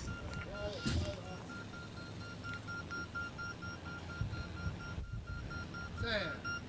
Ready, hit. Hard nailing hit, almost took Tim out, going into center, past the first line, past Adam. Gerald running over to him, but missing it as he tries to slide. That is going to be an easy run for Steve. Pulling up, just not quite. Gerald was diving at that, but just not within reach. Far hard out hit. into the field. So back-to-back heartbreakers for the Thunder. Brock and Steve there score on the 3-strike hits. 3-strike hits, Tim Hibner having to get that 4th strike, but making it happen. It's now 13-6. And once again, illustrating the fact that, and I will say it vocally, decreasing beat baseball to 3 strikes would be a horrible decision. And you're seeing it now, 2 runs on 3-strike hits. Beat baseball is a 4-strike sport. You see the amount of hits that people get on 3 strikes. Any better? Faces. No outs. Play. This is Mariano. Set. Ready, hit. Strike. Oh, that's going to be a strike for Mariano. But 2 pieces of 3-strike hitting resulting in runs in this inning for the Blackhawks. Set. Ready, hit. And it's going to be a high pop-up out into right field, just bouncing past Icky, heading out toward Toby, bouncing off his head as he scrambles to go. He is going to be safe. It bounced off the ground. He was feeling around. It come back down, just barely tapped off his head, and behind him, just not going to get that. Giving a run for Mariano. Rosiana, I got news for you. Things are getting very grave for the 5-time defending champions. There's still nobody out. It's a 14-6 game now, and the one person that had not scored has finally done so. His first run of the game. That makes everyone on Tim Hibner's starting lineup has scored a run now for the Austin Blackhawks. They still don't have an out, and Darius Sterling is coming up now. Darius Sterling joking around with Kenny. Faces. As he rocks that bat back and forth between his hands. Play. Pulling that bat back. There you go. Hands it down. Set. Ready, hit. And a high pop-up over into center again, just past James. Seeing if Adam can grab that. He's caught it with his legs, and he is out. That has been called out. That was by Adam Rodenbeck. His second put out in as many innings, and that was a necessary play. He caught out with his legs. He knew the runner, Darius Sterling, he knew he didn't have time to casually scramble back and get it. He picks it up right away, beats Darius Sterling by an eyelash, 1 out. But now here comes the top of the order. Brandon Chesser, 3 for 4. So big play by the Thunder to just get an out. Brandon steps back from home plate and digs his right toe back in as he's facing Tim, the pitcher. Shrugging that left shoulder. Top of the order. Defense ready?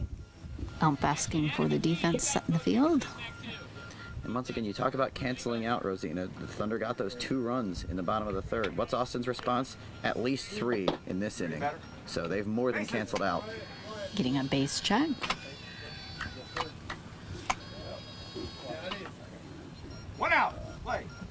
Brandon doing a sample swing over the plate. And ready. Here we go. Stand. Ready, hit. Hard pop up and to right. Let's see if that stays fair. That is going to bounce foul as Brandon is already 3/4 of the way, and he taps his head against the top and finishes running to the base, taps his face down on the top of it. So we may see that pass ball now as he walks it all the way back.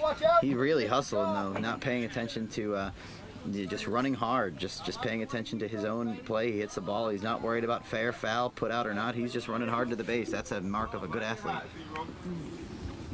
He's coming back up to the plate with his hawk eyes on his mask. Catcher telling him, hey, straighten it out. As we are in the top half of inning number 4, 14-6, Austin Blackhawks. Nice swing, baby. Stay right there. Readjust, digging those front toes in. Oh, and scratching. Digging into that dirt. Here we go. Stand. Ready, hit. That one just going to be underneath the bat by about 2 inches. Calling for strike 2. That used to be my dad's biggest pet peeve when he would scuff the shoes before walking back in there. Well, you got to get a good grip before running on these fields, Matt. Ready, hit. Hard popper's going to drop right onto the ground just to Icky. Bounced off of his hands over there behind Toby. He is safe. He's not up away from the body. It's Toby has the ball and is kind of shaking his head. But Brandon getting up. He's limping. We have him down. We have a limping runner over at first base. oh no. Oh, we do? And he's down on the ground. Still having to have timeout called for an injury. Official timeout. He's holding his hands. You could tell when he first hit that he did not land correctly, kind of limping. And this is a big one. Brandon Chesser, 4 for 5 in this game. And he is obviously one of the leaders on this Blackhawks team, one of their best players. Trying to sit up right now. Hitter. Saying, they definitely have a call for a medic. An injury to the leg. This stinks. This is never This fun. is definitely harsh for the Blackhawks. Yeah, we're calling it in. No, I think it's an ankle. Have a short timeout here. Everybody getting off the field to get hydrated while we wait for this medic. But obviously, we're not going to sit here and speculate. But from what we've heard, He's concerned about his ankle. it sounds like they think it's an ankle. Something with Brandon Chesser's ankle. He definitely was limping when he tried to get up. Took about 2 to 3 steps, just couldn't do it anymore. And laid back down on the ground again. He's got his hands on his head. Not sure if it's out of frustration or pain, but definitely Maybe a little both.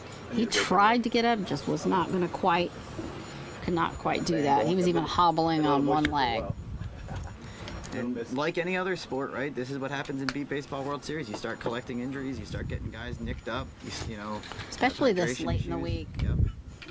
Game after game, the wear and tear starts to take a toll on your body. We saw Demetrius Morrow go down with an injury in our first game of the day that we did this year. And this is He was back up and playing the next game. No, Matt, just for anybody who was out there following, Demo was fine. He was playing back in the next game. This seems like it might be a little more severe though, potentially, as they're still working on him. For those of you just tuning in, there's going to be a little break here. The Austin Blackhawks are leading the Indy Thunder 15-6 in the top of the 4th inning. They have 4 runs in the inning. They have only 1 out. But the main concern right now is for their arguably best player, Brandon Chesser, 4 for 5 in this game. He's had a great tournament for the Austin Blackhawks, and he is hurt.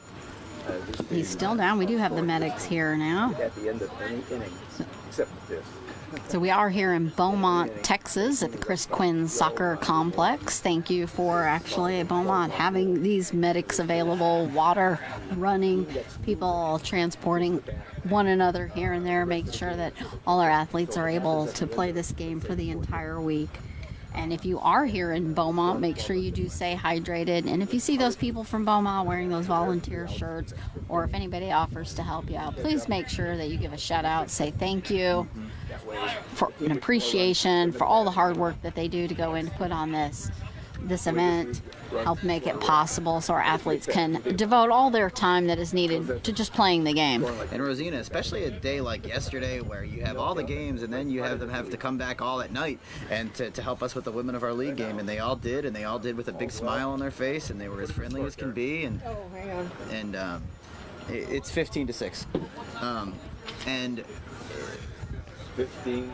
It's incredible what those volunteers have done and what they've been willing to do, and in this heat and in this weather. Now some of them probably used to it. You know, some of them obviously Beaumont, Texas natives, they're used to the Texas heat, but they still help us with just a big smile on their face. I can't tell you how many times that someone's helped me as a totally blind individual at this tournament, someone that I haven't known. And Southern hospitality is definitely a real thing, for sure, and you're seeing that here. So we do still have the medics down with Brandon Chesser as we wait for an update, but we have both teams definitely up underneath their tents, staying hydrated, kind of deep in thought about either plays that they might have missed or congratulating one another on plays that they did. We had that incredible one bounce catch by Mike Finn, definitely, something to remember. An incredible play, and even though it didn't count for those 2 outs, it's just an incredible play. And it bounced, right in front of him, right up into his chest, and his arms were out, and just happened to be able to hold it and keep it from leaving to go for another bounce. And just an excellent play there. And definitely paying attention on defense. You got to be hearing that and ready. You're not going to make that kind of play just kind of standing around. It sets the whole tone for the entire inning. You make a play like that, the defense is pumped up. As we talked about, the Thunder only wind up with 2 runs in that inning. He scores that run there. You don't know. The inning could snowball. You could get a 6, 7, 8 run inning. They could still be batting right now. It sets the tone for the entirety of the inning to make a play like that, to get the defenses fired up. Especially you have a team like the Blackhawks leading in the game, trying to hold off a team like the Thunder, and you get a play like that. That's when you start believing, hey, we're going to win this game. This is going to be a game that we win, and that we can play with, because we can get these incredible plays, off guys like Michael Finn and Tim Hibner. If you had to ask me right now who the MVP of this game in my mind was, everyone on the Blackhawks has hit today. We can look at Chesser's 4 for 5. We can look at Daniel Brock's 3 for 4. But right now, the MVP is Tim Hibner himself. I mean, he's found all their bats. He's come up with plenty of clutch 3-strike hits, bat finds, so to speak. Hibner has just been on it. He beat the Jets 14-11 yesterday. I didn't get a chance to see that game. I don't know how that, what exactly happened in that game. But this guy and this team are playing with a confidence that's just unexplainable. They're here. They know they can do it. They know they can win. Obviously, it's going to be interesting to see how they move forward without potentially the services of Brandon Chesser for the rest of the week. And we do have Brandon is up. He is now sitting in the cart for the medics. I'm not sure if they're going to bring him over to the bench, if they're going to take him up to the headquarters up with the medic stand right there. But he's definitely at least is up off the ground, and he is up sitting in the medics. When a member from the Boston Renegades just heard he's having to go to the hospital as well. That's, this is Thursday. Welcome to Thursday of the World Series. It does. I said, this far in the week, there's going to be a lot of wear and tear on these bodies. And for those of you just tuning in, first of all, thank you. Rosina Foster, along with Matt Wallace, broadcasting this NBBA Game of the Day. So on behalf of the NBBA live stream, we both thank you so much for listening, tuning in. This is Austin Blackhawks and Indy Thunder. We have an injury to Brandon Chesser right now. They're attending to him. It is 15-6. Austin, they continue to hit in the top of the 4th inning with only 1 out. And when play resumes here, we'll have Mike Finn take his play at the dish, take his turn at the dish. So plenty of interesting games going on. Obviously, not sure of any scores. Boston and the Indy Edge, kind of the other big game between the 2 elites. But we have apparently a severe injury over there too. So not sure what the score is of that game, but obviously that's a big one. Philly and Tyler, Philadelphia still trying to keep their slim World Series hopes alive. Same with Bayou City as they take on the Houston Hurricanes, their fellow Houston brethren. A little bit of an interesting matchup. Rosina, you have the Bayou City team versus essentially the players that left Bayou City to form their own team. So that should be a very interesting game. We talked earlier about the Braille Bandits and the Panthers. That was Brandon, right? That was Brandon Chesser, so- number 30 at the top. Right. And then there's plenty of interesting games. And We have a lot Brandon of Chesser's up. clapping going on as Brandon leaves the field. Both teams,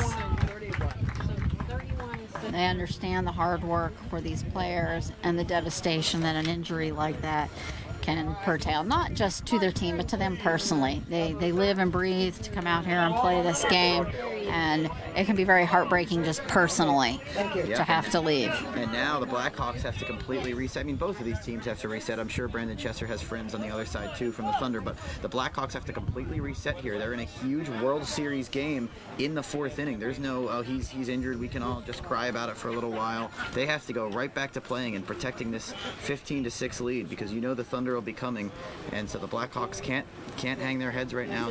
You know, if they have to look at it as do it for Brandon, whatever it is, but they have to quickly retool, refocus, and go back to playing beat ball. Absolutely. So we have the Thunder retaking out, setting up in the field for the defense, as there was a huddle to our left from the Blackhawks bench. Too much different noises everywhere. Too much noise. Chris Quinn Soccer Complex. I'm Tim sorry. Hibner coming back out to the pitcher's position, and Mike Finn coming to the plate, calling out all the zones out there in the defense from the Indy team. And the Thunder only have one out, so for them defensively, I mean, they need to keep it where it is right now, 15-6. I mean, we're starting to get close, Rosina, to where that 12-run thing starts to, you know, become a factor. Become a worrisome issue there, possibly. And it's still early enough in the game. I mean, you might think that it's late enough in the game that that's not going to matter, but this is still an anything goes and any possibilities. If somebody were to, you know, dig right in, it could be a clear takeaway on either side still, really. And it's just tough because Brandon Chesser, not only is he a great player, not only is Austin having such a great tournament, he's 4 for 5 in this game. I mean, there's injuries and then there's those heartbreaking injuries when you just... We know how bad he was hurt. No, over there, he could basically... We're ready for play now. Top 4th, 1 out. Oh, this guy here? Yeah. We have a check on that base check. And we wish anyone who was injured early today, we wish them nothing but the best, speedy recovery. Hopefully you can Tim's get back going to... to check out something on first base. But hopefully you can get back to playing the game that you love, whether it be Brandon, whether it be the kid from the Renegades, maybe anyone else we haven't heard about. Get well. 1 out. Is that still correct? Get back to playing as soon as you can. We know that that's really what's in your heart right now. That's what's in their heart, but also they know that they need to stay on schedule, and that in any kind of sports, you know, injuries and accidents can happen, and you have to take a few moments out to figure out what's going on and to reconfigure. Then you got to keep right on going and playing the game. Trying to make sure first base, everything's all straight with first base. Probably the actual unit inside, not quite facing the speaker, possibly. Getting a thank you from Mike Finn for the ump. Mike Finn has mentioned 2 for 4. All right, defense is still ready, right? And defense is confirmed they are ready. Play ball. Mike is happy with All that. right, guys. Mike Finn. Here we go. Sam. Ready? Set. And just outside that, below the bat, just a hair. He's telling Mike Finn, extend those arms a little more, stick him out there. Strike 2. Just over top, it sounded like. That's what the pitcher was calling out. Ready? Hit. Hard hit, but it's just going to pop foul over on the right base side. Booker's going to be grabbing that, tossing that back out to Tim.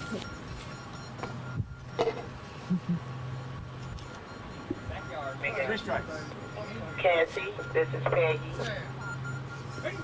Yes, ma'am. And you can hear the whistling between the bat and the ball there, as that is going to be an out for Mike Finn, bringing Daniel Brock up to bat for the Blackhawks. And that's another tough aspect of this injury, Rosina. That's 18 consecutive batters hadn't struck out off of Tim Hibner before that plate appearance. So, you know, you wonder if everyone is slightly affected by that, trying to get back into that, put that game face on, because that we haven't seen Tim strike a guy out in a while, and it happens right after the injury. So 2 outs.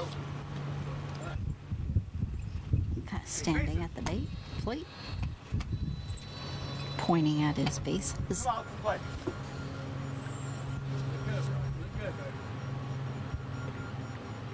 Here we go. Set. Ready, set. And just under, ball was just over the bat.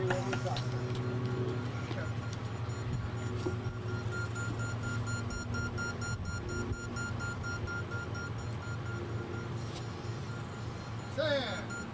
Ready, set. And it's going to be a hard popping down onto the ground into left, just past Icky's hands, stopping at Toby, and he's got it up in the air. That is going to be called out. That is Toby with that put out. So 3 for 5 for Daniel Brock. He had scored a run earlier this inning. We saw that at bat, or he said, no, I am not taking a pitch, and he scored a run. Good put out there by the Indiana Thunder, and after the injury to Chesser, they do settle things down. But let's see what the Thunder have at the dish now, because we are officially going to bottom of the fourth. 15-6 Austin. They do score 4 times in that inning. So other than the second inning when they only got that 1 run, they've scored 4 in their first, 6 in their third, 4 in their fourth. But again, now we'll see, since the Chesser injury, their last 2 batters have made outs, and now they have to refocus defensively as the Thunder are going to be coming. The Thunder have their 4, 5, and 6 batters. If the Thunder really want to get back into this game, you know, I look at Austin and you have 6 different guys that have scored runs. The Thunder, it's basically the Gerald Dicus show. He has 3 out of the 6 runs. Toby Gregory has 2 of them. And then you have just the 1 run scored by Rodenbach. So only 3 guys have scored runs for the Thunder. They're going to need more production. So we have Blackhawks finishing setting up their defense as Jared comes up for a couple of tosses across the plate to Booker. Waiting on more balls, please. Looks like we'll have Ikram up for the Thunder. And he's 0 for 2, so he's one of those guys that needs to get it going. Still a couple little bit of adjustments out there in the field with the spotters. And a sound off. Blackhawks sounding up and their bench responding. Field 7 needs a new wire. Possibly a switch box. Icky tapping the center front of home plate. Better. Bases. And a base check. Forward. Play. Set. Ready. Hit. Hard rolling just past the pitcher. Oh, scooped right up though. I believe that was I think that was Mike Finn with the catch. Finn with his 4th putout of the day. He is rolling defensively. Nothing is getting past him. He's able to vacuum it up. 32. 0 for 3 now for Ikran. And that's another first out. Absolutely wonderful play by Mike Finn out there, but it was right to him. It was just a scoop up as we have Ed Brown come up for the Thunder. Ready better. Jared hanging on his helmet. Ed Brown was the recipient of the Mike Finn catch off of 1 bounce. Hit that ball. And Jared repositioning his helmet, shrugging that shoulder. Hard pop up for Ed back into center again, almost directly right to Mike Finn again, but bounced past him this time. Oh, stumbling out of the hands. And he's still out. He's going to be out. They got him back in the back. Trying to see if that was Brandon. No, not Brandon. Not Let's Brandon. see. This might be our substitute in that came in for Brandon, which would have been, trying to see who they put in. I believe it was Ed Manning. Yeah, it was Ed Manning with the putout for that backing up. So Ed retires Ed there as and Ed Brown, he's going to be lamenting the fact that he didn't get down the line maybe faster than he wanted to. I mean, that was a decent base runner. That's a run. That's the bottom line there.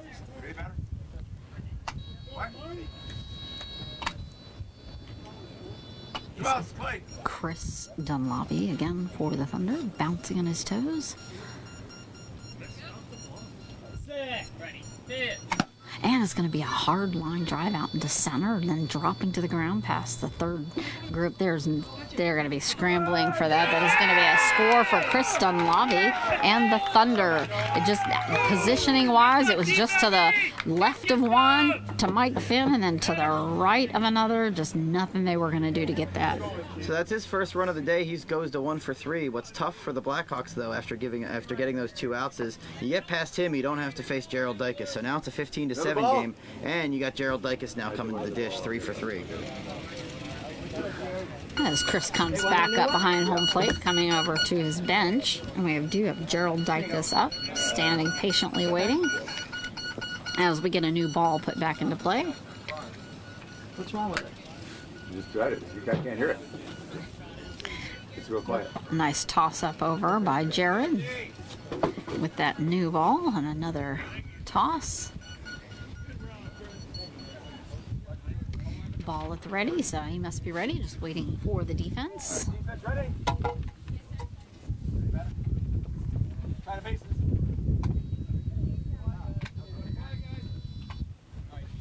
We have 2 outs. Play. Set. Ready. Hit. Hard pop up by Gerald, about 100 feet up in the air, over into right, popping down in the back third as he's missed the base, coming back around, and he's scrambling.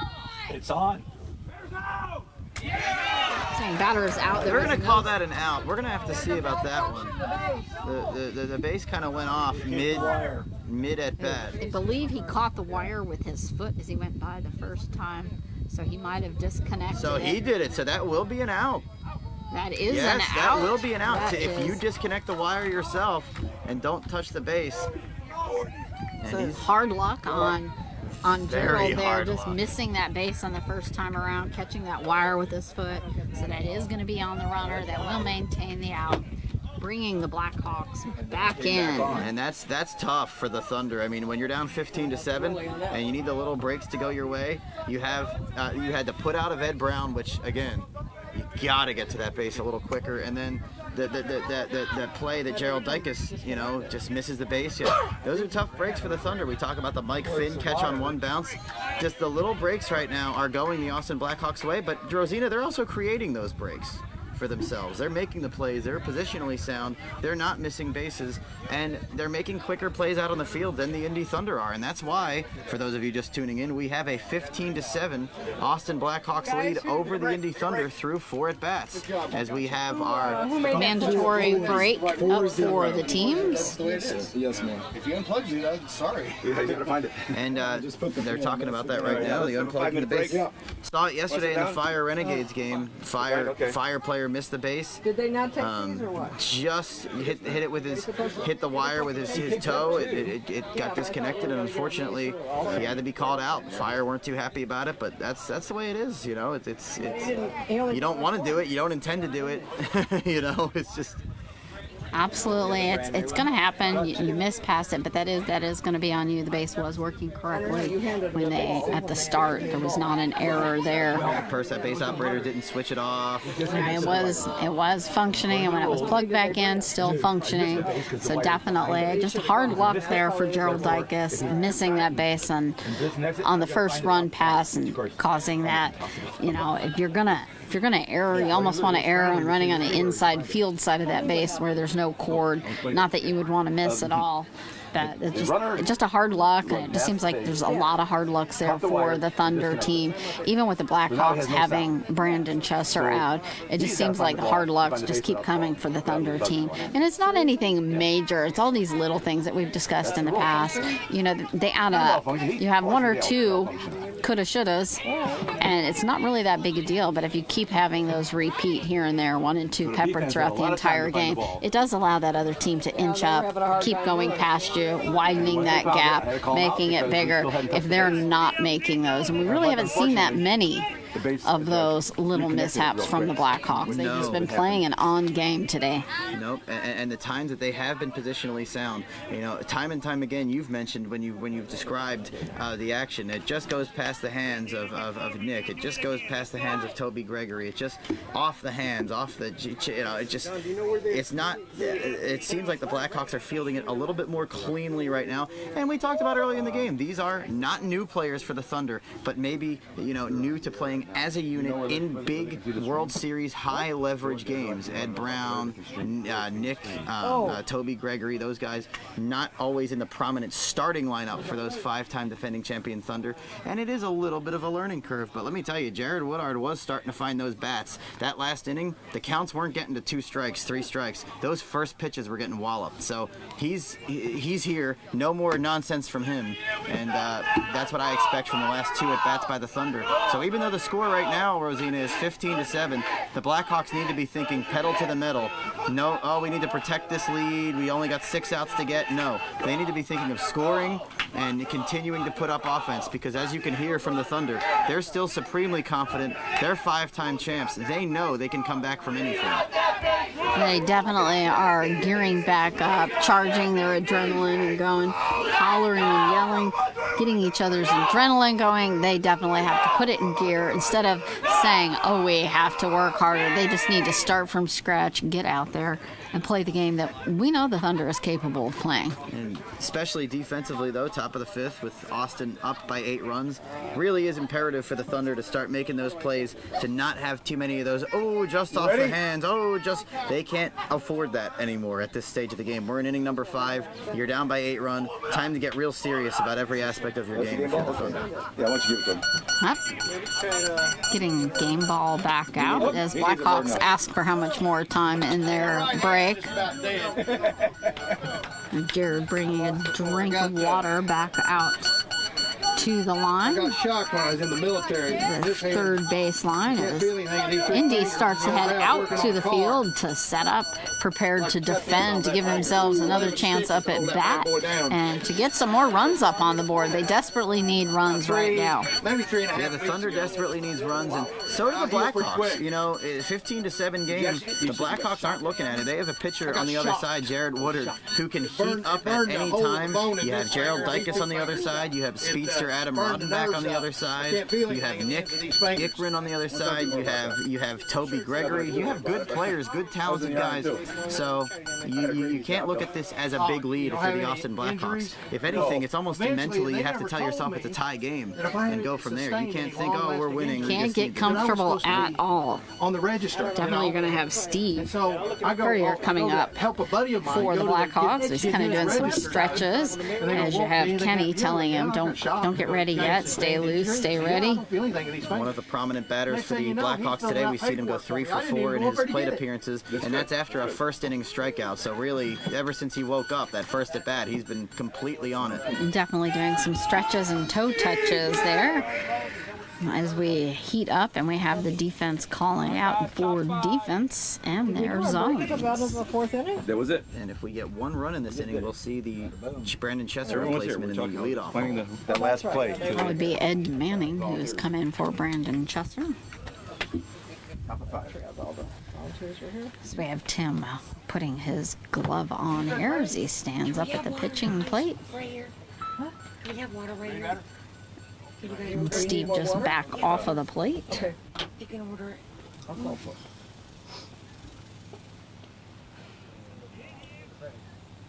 All right, bases. Base check. Field 9 needs more water. Got that base check and ready to swing.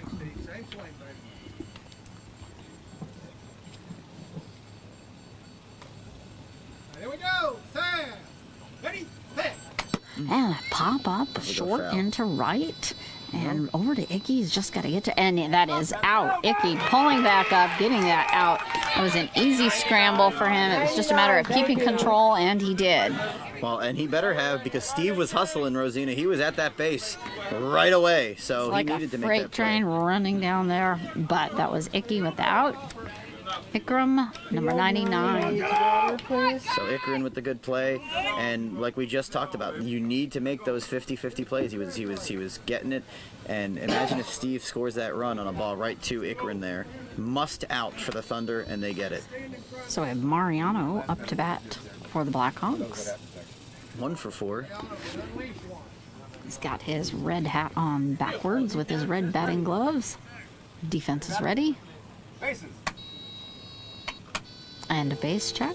You're 1 out. Play. Here we go. Sam. Ready? Play. Hard popper, but it has come up and it caught Tim right in the upper thigh. So, gonna have to come back to the plate for Mariano. Got a little Johnny Walker in him, apparently. We saw Johnny Walker in our first game of the day this year. There was like 7 or 8 balls. He was hit multiple times. I think he might have been asking for it. No, I'm just kidding. Just the way it rolls. But he definitely shook it off. Didn't seem to be too shook up by it at all. That's probably what you'll see from Tim here. Tim doesn't seem like he's a little too overworried, but they are asking for a new ball. Where's all our new balls? So you got 1 strike. No strikes. I apologize because the dead ball doesn't reset the count. No strike. Just get it back. No, 1 out. Top half of inning number 5. Austin still leading 15-7. It really is. Yeah, a little beef. I guess this one's dead. Put that in the bucket. Oh. A new ball back into the pitcher. Get some Fonzie He's balls. holding it up for the defense, asking them well, what they think of it. And they were just joking about, let's get some Fonzie balls maybe, as we all remember. I think I was hearing that weird sound in my sleep last year, the Fonzie ball sound from the tournament last year. This year, definitely back to the traditional. So our new ball is Denver already ball. Let's put stopped. that ball in. This is the best ball we have left. We're calling for more. Hey, Tim, I'm gonna roll. What happened? That one died too? In his He's hands. going to roll that In his ball hands. out to Tim, making fun of how when he caught it, it stopped the other ball. And they're talking about this is kind of the last best ball they have. They're trying to possibly get more, but called in for more. But this is kind of the best ball we have right now. Tim looking straight up as he sighs. Play. I don't want to do this again. Oh, now you hit me. Okay. The ball hit you with a dead Feel ball. free to use water. All right. Here we go. Sam. Ready? Play. And just a little on the outside and a little bit late on the swing for Mariano. That was your hit. Three balls on field 9. He's got the bat down at the ready. Ready? Play. And this time the ball was just over the bat by about 2 inches. You saw Mariano make a great play in the outfield in this game. He has a run scored. One of his knee pads is torn all up. Sam. Ready? Play. And this, oh no, that was so close. Any closer and that would have been a powered drive out there. It's right in the center of the bat. Just underneath. As he's kind of going, there's a sigh. Ready? Play. And oh, tipping off.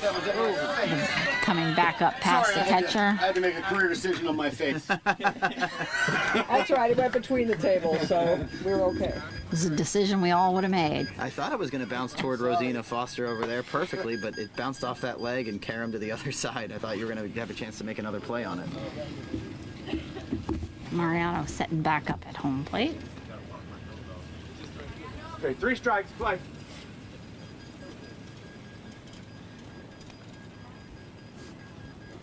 Sam. Ready? Play. And it's going to be a pop hard grounder over into right field. Icky on it, and on it. It is out already. Caught it with his body on the ground, just stopped it. So it wasn't even a matter of anything other than grabbing the ball and holding it up. Well, I said the Thunder need to get serious about their aspects of their game, and Nick certainly has. He's made 2 putouts in this inning. Ikram. Ikram. Nick. Not Nick. Okay, because I've heard Icky. Yeah, Icky and Ikram. Okay, so his Icky's first- just kind of it's Ikram. Okay. The first name is Ikram? First name is Ikram. Okay. I like to clean away. We missed you, baby. And this brings Darius Sterling up to bat for the Blackhawks. So I apologize, Ikram, in case you or your family are listening, and you've been hearing me mispronounce your name or missay your name the whole game. But he's made 2 great putouts in this inning, and the Thunder 1 out away from a huge 0. But Darius Sterling, tough hitter, 2 for 4. Getting that base check. There's 2 outs. Play.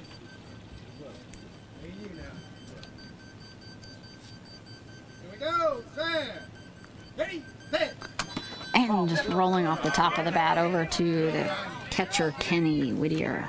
Darius has good wheels. If he hits that ball, he can book it down that line. Top half of inning number 5. And bouncing, but it popped up and caught Tim right in the stomach.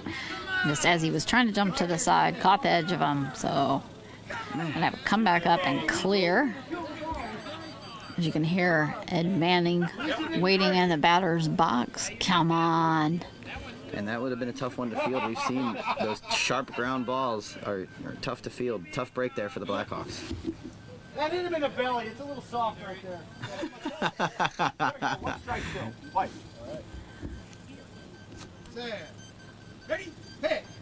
And a hard nailer out over into left, just past James and Adam. Darius scrambling. He just touched Or it. not Darius, I'm sorry. Yeah, Darius, right? It was Gerald. Just touched that base. It sounded like he almost missed it. Didn't exactly tackle it head on, but just nicked it on his way by. It sounded like for Darius Sterling, but a good piece of hitting. His 3rd run of the day. He's 3 for 5 now. 16-7 Austin, and they do not come up empty in this inning.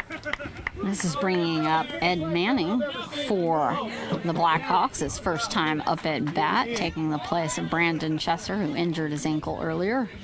Finished his day 4 for 5 at the plate. Just a great day at the dish for him. Had a nice put out. So a good day for Brandon Chesser to help the Blackhawks out to this big lead that they still currently enjoy. He came out, it was a 9-run game, and it's still a 9-run game. And telling the defense they need to back up, so I'll see what kind of output happens here. Sounds like Ed might be a little bit of a power hitter. Icky teasing him, he said, "Do you mean tomorrow?" Ready, batter? Bases. Getting a base check. Still 2 outs. Fight.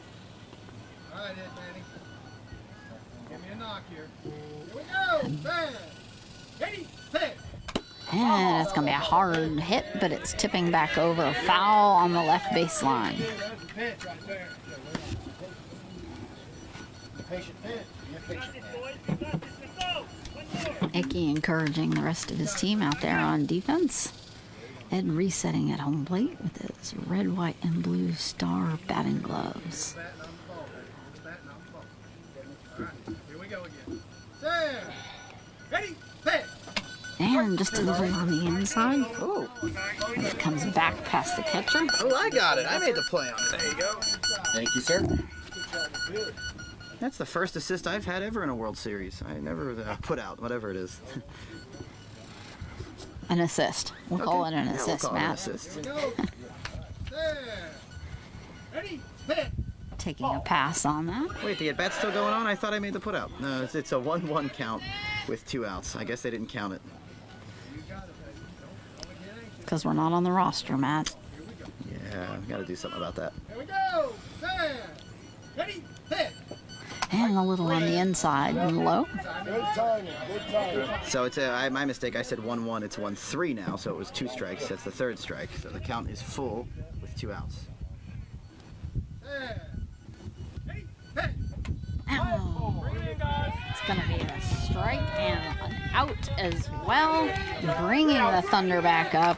So they did really put quite a bit of a cramping hold there on the Blackhawks from creeping up too much. I believe that was only 1 run they allowed them there in that inning.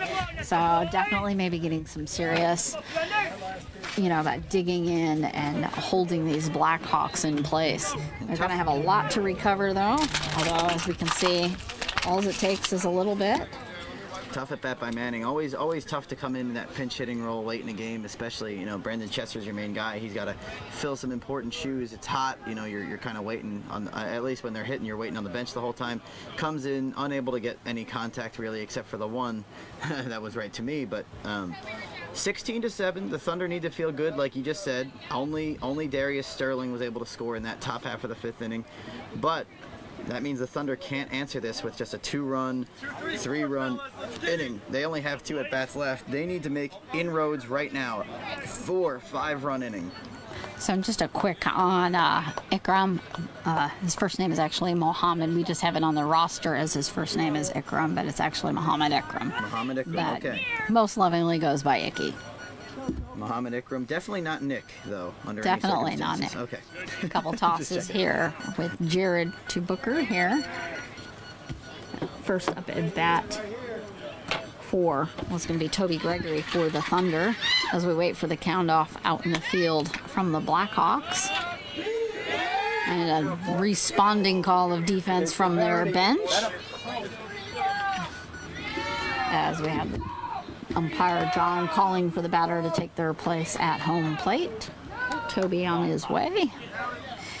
Toby, obviously, you can tell all the defense that he's been playing. The front of his knees all the way down to his shins and his lower thighs is just completely stained there.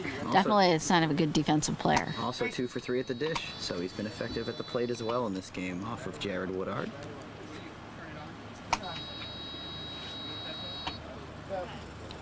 And Toby says, yeah, that'll be good. Ready to play. Set. Ready. Hit.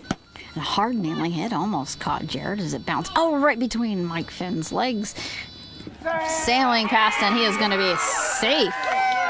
Safe for Toby Gregory. Went between Mike Finn's legs, catching past Mariano, and not quite Ed Manning getting that ball. So that is going to be a safe for Toby. Thunder just saying it's turning, the momentum's turning.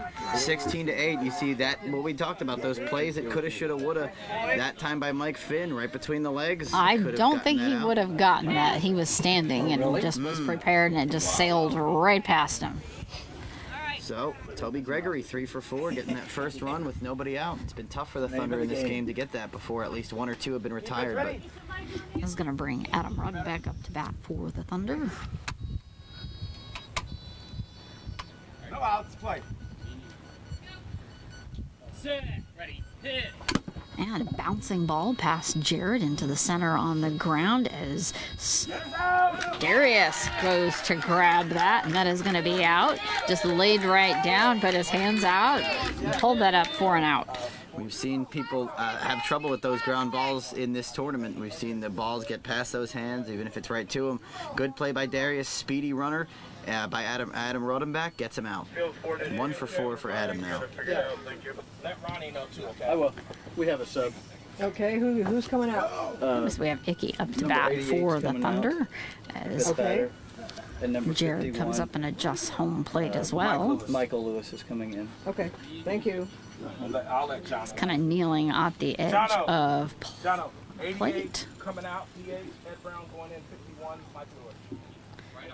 So for those of you, Mike Lewis in for Ed Brown. No more Ed Brown. It'll be Mike Lewis for the Indy Thunder. Better? Bases. Getting at base check. 1 out, play. Set. Ready. Hit. Hard pop-up hit, but it's going to be foul on the right base. Coming right over to the Thunder bench. And I say this, and I'm probably going to jinx him, but you're just seeing every first pitch now. Jarrett not messing around, not trying to get the timing right. It's the 5th inning. His team's down by 8 runs. He's finding the bats now, and every first pitch. Oh, yeah. All right, let's get rid of that one. Still having issues with balls here as they start to beep and then die before we can even get them into play. Tell him we can't play. That's all we got. Game suspended. That's too fast. All right. A rapid beeper there. Cassie, she's Okay. right here. All right. Everybody get off the field. We got to wait for balls. Gonna take We've been gone for quite a while. This is field 9. We're suspending the Blackhawks game. saying they have a ball. They're going to volunteer to put into play so we can keep playing. And I think we are all relieved about that one, Rosina Foster. Well, you're getting a momentum. You know, you definitely want to get out there and play the game. Definitely, like, those water breaks are appreciated. Absolutely. But you get too long of a break, and you know, just wonder if it's going to start to affect, you know, that adrenaline you have going, that psyched up nature. Natural flow. Definitely want to keep going in a smooth forward momentum there of play. So you got 1 out. Last half of inning number 5. This is the NBBA game of the day. Austin 16, Thunder 8. You are hearing that right. You just tuned in. Austin 16, Thunder 8. Thunder batting in their half of the 5th inning. And a little bit of a breeze and some cloud cover. One of the big stories of this game, Brandon Chesser's injury, but Tim Hibner's been on it. Ready, hit. Oh, just barely outside the bat range. And I said we haven't seen a swing and miss for a while from Jarrett. And next pitch, swing and a miss. Balls are coming now to field 9. Thank you. Set, ready, hit. Oh, just barely off of that. And balls are on their way to field 9. So in case this ball doesn't last very long, a new batch of beat baseballs is on its way. Ekram standing at ease, waiting for a toss over the plate. So that's a nice pass there as he grins and resets, swinging the bat And you know the back up Thunder. over. You know Almost hitting Booker again. begging for some contact here. And I'm hitting at a hard grounder over into right field, bouncing off of Jamie Simpson, Dead going ball. far out into right. And said, Yep, dead don't touch ball. it. And leave the base, too. We have a check on a dead ball. You can hear the Thunder definitely calling for Tick. They want that to be one. I don't think Jamie has the cursed touch that turned the ball off, but we'll definitely see if this is going to maintain No, I a think dead ball. I think Muhammad Ikram has that. He hit that ball and it immediately stopped making noise. Okay.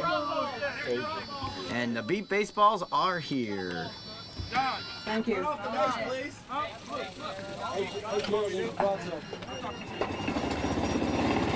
So we've got new balls, and this ball definitely being brought up.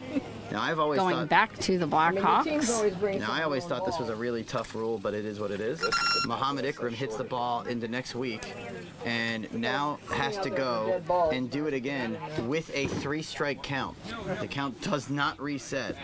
Well, if anybody can do it, definitely Icky can, as he stands waiting patiently at home plate. We do have new balls. Huh?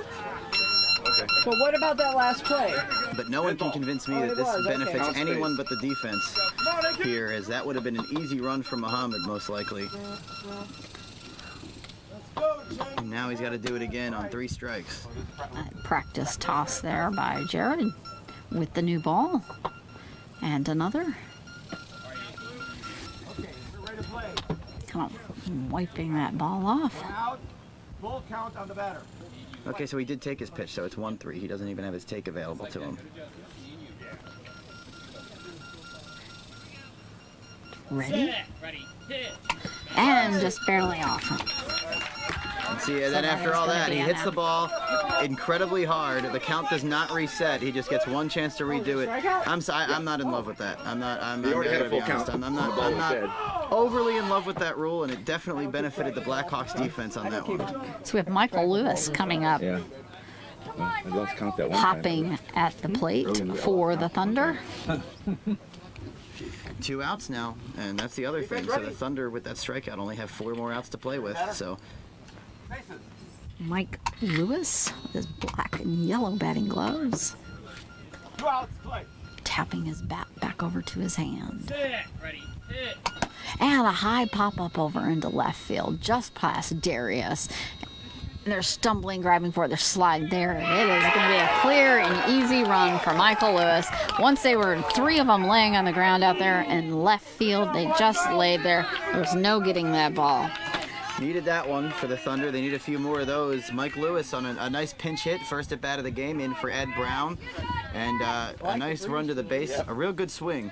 And it's now 16-9. Bringing Chris Delavi up to bat as the ball is still making its way up almost to our pitcher back from that far left field. This is a big hitter, Rosina, not only because of the score, 16-9, the time of game, 2 outs in the 5th. You score here, you get Gerald Dicus another shot. We know that. Yeah. Definitely that was past Darius and Steve and Ed. It was just way out there. Overtopped many times. Unfortunately. Again. Play. Oh. And a final base check. 2 outs, play. Again was Chris Delavi. Set, ready, hit. Leaning into that, but that's going to be foul hard on the right as it heads over toward the camera table. Turn it to the committee. He's definitely on it. Flood basin.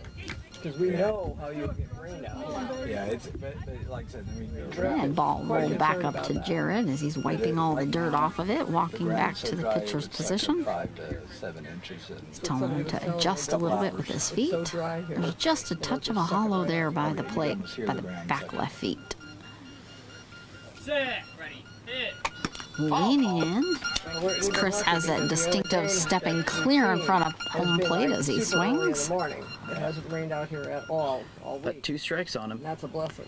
Yeah. Stepping back hard off of the plate. He's got a little cloud cover out there today. Not over us right now. Set. Ready. Hit. And leading into it, hard pop-up foul again on the right baseline. Over to the Thunder. Well, he's definitely on it, but the problem for him is that he's got those 3 strikes, so he can't afford just to swing and miss now. 2 outs, bottom 5. Stepping back off the plate. Readjusting those toes. A sigh, a bounce, and an extra grip of the hands. Set. Ready. Hit. And a solid line drive out in center. Oh, slowed down by Mike Finn and grabbing it. He has it. That is out. Incredible play, Mike Finn. I did not think he was going to slow it down that hard. Slowed it down, rolled his body over, and he's skipping his way back into the bench. Mike Finn with 5 defensive putouts in this game that I've counted, and all of them have been high leverage. You had the one-on-one bounce. You had a lot of them have been the first out of an inning. This one, the final out of an inning, and it's such a huge out too, because you flip up to the top of the order with Gerald Dykes and Toby Gregory. If you don't get that out, it's a 16-10 game. Those guys are looming. Now you shut that inning down, and what did we say? They only got 1 run in the top of the 5th off of the bat of Darius Sterling. Only a response of 2 by the Indy Thunder. Not what they were looking for there. They definitely wanted more. Toby Gregory scored, and Mike scored off, and Mike Lewis scored in a pinch hitting roll. That was their 2 runs that inning. But not good enough for the Thunder, and they'll be lamenting, wanting more. They'll have the top of the order in the bottom of the 6th inning, but they'll be down by at least 7 runs and possibly more. That was a half huddle there by the Thunders. They head out to defense because half of them were already out, set up on the field, so had a little half defense huddle there. And we'll get 2, 3, and 4 from the Blackhawks. So starting with that man, Mike Finn. 2 for 5 at the dish today. Mike adjusting his gloves back here behind the batter's back. As we also have Daniel Brock waiting for his turn after Mike. Mike readjusting knee pads, his blindfold, tightening of the gloves. And then now coming up to home plate with catcher Kenny. Tim waiting out, twisting back and forth, side to side as he awaits, ready to pitch. Mike trying to join Brandon, Darius, Steve, and Daniel as guys with 3 runs or more scored for the Blackhawks today. Cold wet wash rag works real good. So balanced scoring up and down the lineup for them through the first 5 innings. Staked them to this 16-9 lead. Many tournaments ago. Batter Mike is ready. Bat up above, then bringing it down just below shoulders. Hard pop up high, at least 120 feet in the air. Center dropping there by Icky.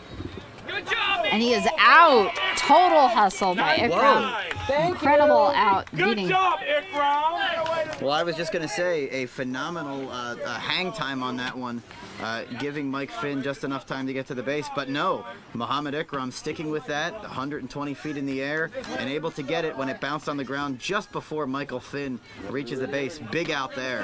He's been robbing people all game. He gets maybe a little taste of his own medicine there. This is bringing Daniel Brock up as he stands patiently waiting, leaning on his bat at home plate. Just waiting. Oh, bye, guys. A little bit of harassment there for Mickey in the field. Bases. And a base check. 1 out, play. Wants first again. Okay. Tapping the bat on the plate. Hey guys, bring the ball to Rotating. field 5 only has 2 more outs. And then leaning back with the bat up over the shoulder. Here we go. Stand. Ready. Hit. And ball just underneath the swing as Daniel almost stumbles from the power of his swing. Wasn't you, baby. Wasn't you. You was fine. Good. Same swing.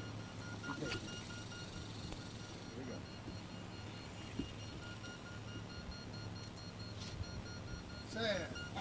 Ready? Hit. And another near miss as the ball's just under the bat. All over it, baby. All over it. Stay right there, Bob. Same swing now. Don't make me pitch. As he slowly brings that bat over the plate. Exhaling.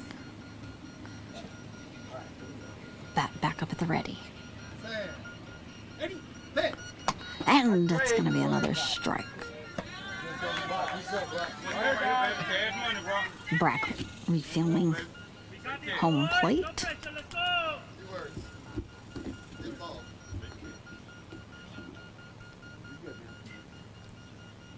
Just double checking field 4 needs balls. On my way. Set. Ready? Hit. And a hard's going to be foul over on the left base and actually hitting third base, and third base stopping the momentum of the ball as Daniel comes shaking his head back to home plate. This is the last inning, inning number 6, 1 out, 3 strikes, the count 16-9. Austin Blackhawks over the Indiana Thunder. Wait on it, just a hair, please. Catcher Kenny telling him just to wait on it just a moment as he repositions. Stepping back, he's gonna probably take a pass. He's told to listen. Ready? Hit. Ball. Kind of tapping his thigh as the ball comes across so he knows the timing that he wants. Another exhale. Give it a ride. Pulling the bat back up. Set. Ready? Hit. And it's going to be another strike as the ball goes right under the bat. And you're Rare like strikeout. cheering and clapping over there from the Thunder. Rare strikeout from Tim Hibner recently, especially since the first inning. He struck out 2 guys in the first inning, and he struck out 2 guys the rest of the game. 2 or 3 guys the rest of the game. He's been on it, but that's the second out. Daniel Brock falls to 3 for 6, and looking to get something in this inning. Maybe leave the door open a crack for the Thunder. So this is going to bring Steve up to bat. He's also 3 for 5. Hit some good balls today. Very powerful hitter. Bases. Bases. And base check. Play. Steve winding up the bat with a couple sample swings. Here we go. And bat at the ready. Ready? Hit. And just over the top of the bat by about 2 inches.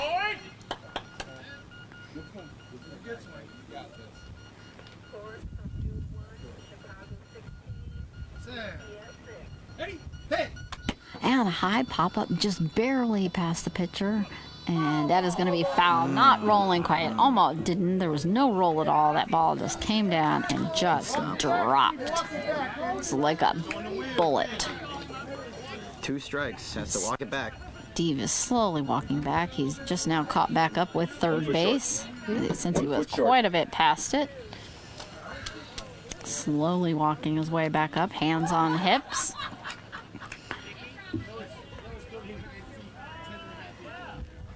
The catcher telling him about 10.5 inches, but I've also heard a foot short as well. It was a foot short.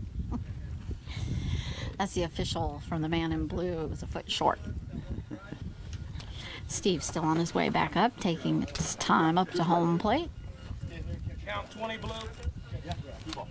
Telling him to catch his breath, just hold back from the plate. Stretching both hands on the bat and some toe touches and hip twists. Gotta recover just a little bit after running. You can see the sweat all over his forehead here. I think this was the hair mention that Tim had mentioned earlier. The hair was good. It was perfect. No balls, 2 strikes. Re-gripping at the bat. Pulling the bat. Wiggle of the hips. And ready. Ready? Hit. And a hard pop over into right. It's going to be just inside, I think. And that's going to be fair as they're running to scrambling. We got Toby, and he is safe. That is safe for Steve. as Toby and Ikram are both on top of the ball.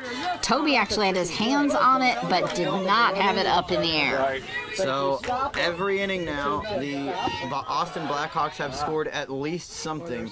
Looking like they might be shut out this inning. Not to be for the Indiana Thunder. Steve now 4 for 6 on the day.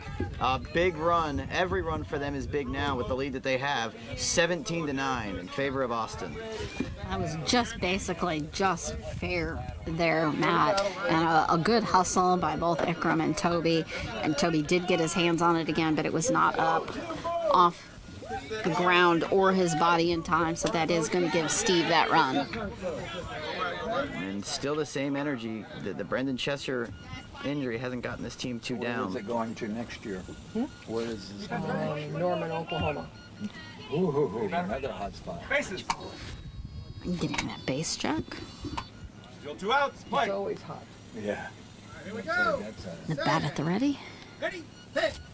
And it's going to be a little high on that. Again, this is Mariano up here at bat with his torn knee pads. He's only 1 for 5 in this game, looking for some redemption.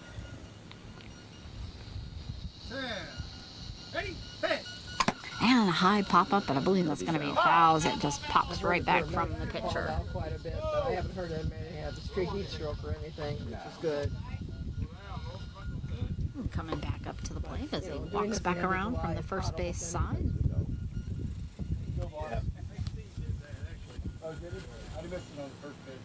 But we'll be in St. Charles, Missouri. And Mario pulling that bat back up on his shoulders and instead of a sigh. And a hard slammer over into left on the ground. Over past James. Oh, no, he stopped it. Bounced off his arms and his face. They're scrambling for the ball. That is going to be safe. Could not get it. Both James and Adam scrambling for that ball. But that is going to give a run to Mariano. So everyone in Tim Hibner's starting lineup, with the exception of obviously the pinch hitter for Brandon Chester, everyone has multiple runs scored now. As that's the second for Mariano today, 2 for 6. And again, one of those coulda, shoulda, almost just not really plays, which has kind of been the theme of this day for the Indiana Thunder. Two out runs now. Could see the frustration there on Adam's face, slamming the ground with his hands after that was called safe. It was just such a drastic almost. And at this point, those are critical for the Thunder cause. It's 18-9 now. Darius getting his base check. 3 for 5. Here we go, Sam. Ready, hit. And nailing it, almost hitting Tim as it goes bouncing into the center. Past James as he scrambles over Adam right into his arms, but he cannot get it up in time. And that is going to be safe. Adam had it in his body, and when he went to grab it, it rolled kind of behind his shoulder, and he was leaning back to get it, but not quite enough in time. Darius going to have that run. 4 for 6 now for him. And we'll see the pinch hitter for Chester again. And again, 2 outs, looking like you could get out of the inning. 3 straight guys. Tim Hibner finds the bat. This one sounded like a ground ball that once again was tough to field for any of those Thunder players. Got past the first line of defense. And Adam didn't make a bad play on it. Darius is just fast enough where you got to make the perfect play on it. And again, Ed is the substitution there for Brandon. Not quite a pinch hitter, but definitely in there and ready to get himself up on the board for the Blackhawks. Field is ready. Ed Manning, I believe. Ed Manning. 0 for 1. Struck out that first at bat, trying to get some good contact here. Yeah. All right, 2 outs. Play. It's here.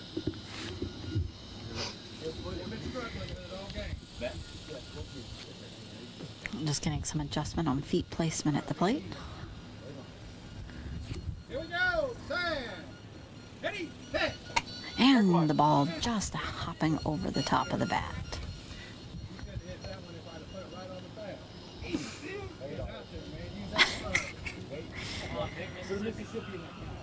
Alabama, baby. Here we go, Sam. Ready, hit. And that time the ball was just barely under it, but that is definitely the placement and the speed there. Sam. Ready, hit. And the ball just underneath the bat again. As you can see, Tim being a little frustrated there. I said time for the airplane. And then waiting for that airplane. As Ed kind of adjusts, placing his bat, instead of along the front, he kind of places it along the side edge of home plate there. Ed's a little bit taller, so he probably needs a step back a little further than most of the batters. Usually they don't make any noise. I'm not paranoid. We have both. We have helicopters now, I believe, instead of airplanes. Ed tapping the plate. 3 strikes. Finding the corner, and then bat up at the ready. Take a breath. Here we go. Stand. Ready? Hit. Ball. And took a pass on that. So full count. I didn't want you to swing at that one anyway. Tim said he didn't want him to swing at that anyway. Hit. And nailing it as it bounces out into left. James running back over it, stopping it with his body, rolls back over into his legs, and he has the out. James Good to see getting contact, that though. flat, and he finally got one of those. He's had a couple close misses there. It kind of rolled under his body, but he reached back in time. He had slowed it down enough, and he got that put out. That is James. That's not his first play. That's at least his second put out of the day. He makes a good play. He was doing some incredible plays early on in the game, and then it just seemed like there were some losses and getaways there, but definitely pulling that back up, bringing the Edge in for their last chance at bat. So Steve, Mariano, and the sixth batter all score for the Darius Sterling. I apologize for the Blackhawks, and now we go to the bottom of the sixth inning. And at this point, 19-9, I think we're 3 outs away from history.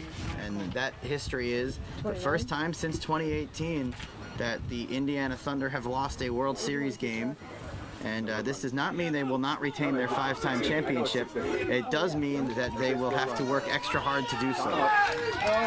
They have a lot of hollering from the Blackhawks there to play some good defense as they go out to try to end this game. And a lot of hydration going on over at the Thunder tent. I see Adam reapplying water over his entire body again, as he did before. Definitely, it's not like it's going to take his jersey long to dry out in this heat. Not going to be easy for the Blackhawks, though. You still got Gerald Dicus leading off. You still got Toby Gregory after that.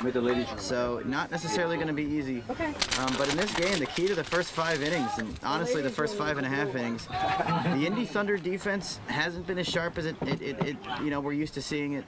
So, I would say that that's been the key to the game, honestly, and we've talked about it throughout the course of the game. Just Austin's defense has just been slightly better than the Thunder defensively. Both pitchers have been on it.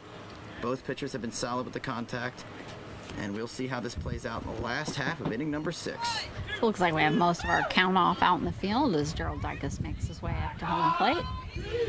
Feeling the front corner and the whole front edge, lining his bat up. He's got his black and white tights on underneath his shorts. And a base check. Set. Ready. Hit. And taking that first swing, it was a little on the outside. The other problem for the Thunder today, Rosina, they're very top heavy. Gerald and Toby have 3 runs scored each. They have 3 runs total everywhere else. And ready for the pitch. Set. Ready. Hit. And just getting a piece of that on the edge. It's going to be a foul. Only 1 for Adam, 1 for Chris, and 1 for Mike Lewis. That's it, other than those top 2. Bringing that bat up in front. Set. Ready. Hit. And he knew that was off as soon as he threw it. Jarrett said, on me, and he said that a few times today. This is where frustration might creep in. 3 strikes on your big guy, Gerald Dicus. Set. Ready.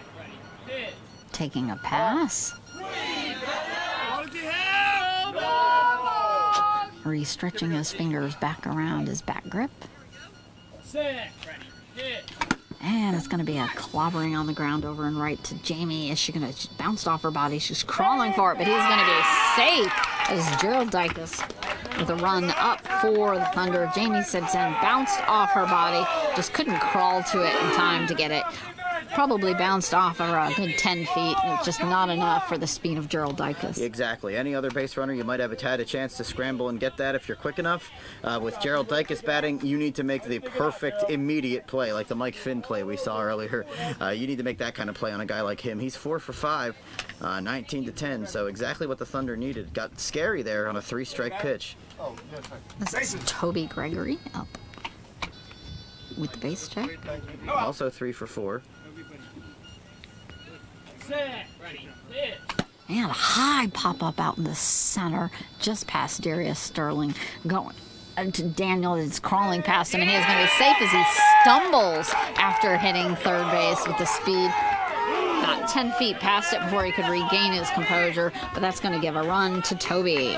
So 19 to 11, and still nobody out. And Gerald and Toby doing exactly what they've done. They're both 4 for 5 now. So they've both done exactly what they've needed to do offensively for this team. And even Gerald, you could argue he should have been 5 for 5 if he didn't trip the wire up on the base. So this is going to bring Adam Rodenbuck up as we get a call for a new ball. Toby with a thumbs up to his team as he comes back around behind home plate. But this is where the Thunder need to start getting that production from other guys. Now Toby and Gerald responsible for 8 of the 11 runs. And you got 4 straight batters here that have only been able to produce 3 total runs for the Thunder. They're going to need to produce a lot more than that if they're going to come back. Adam feeling for home plate. Lining his left toe up and sliding it back. Bases. That's the bases.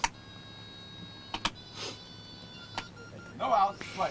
Adam stretching the bat up and back at the ready. Set. Ready. Hit. And taking the first one, bouncing along the ground in right field, and it is going to be Jamie scrambling for it. And Jamie did get it up in time. That is out, and Jamie Simpson. That's her second put out. That is a good play right before he touches the base. Bang, bang play for Jamie Simpson to record a huge first out for the Austin Blackhawks. Wonderful put out by Jamie. She did not get shook up by that other one. Crawled over, grabbed that ball, and got it up in the air. And I got to give myself a, slightly sarcastic pat on the back here. I have not said Chicago Blackhawks or Oklahoma City Thunder once the entire broadcast. So go me. This is going to have Icky up at bat. Bases. Pointing his bat at the bases. One out. Play. Tapping home plate. Must have called the Indy Thunder Oklahoma City Ready. Hit. 50 times last year. As it's going to just drop to the pitcher. Next year it's even going to be harder with the Thunder because they're going to be in Oklahoma and they're going to be the Thunder. The old NBA team, the Oklahoma City Thunder, but they are the Indy Thunder and they're trying to come back in this 6th inning. Ready for the pitch. And the ball a little low on the outside. Muhammad looking for his first run of the game, 0 for 4 at the dish.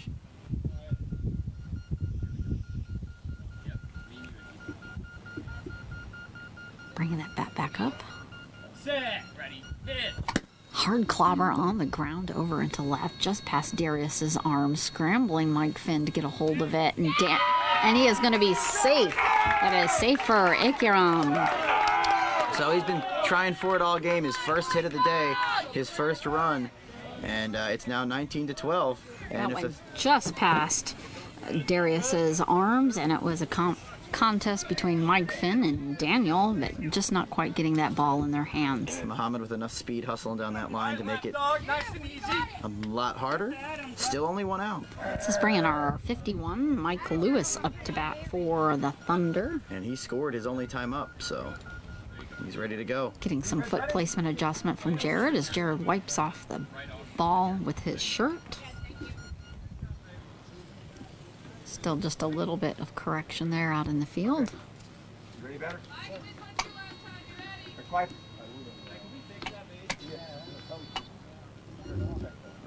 Having another check on first base. Jared running We're gonna work on the base. to adjust that speaker. Go, Michael, baby. As we have the last of the 6th inning, the Thunder are making some noise. They have 3 runs in. There's only 1 out, and if one more of these guys can manage to score in the next 2 hitters, you will flip it back up to the top with Gerald Dicus again. And Jared having Trying to figure out where that speaker is. It's not lined up with the vent hole for that. Twisting it around, manhandling that bass.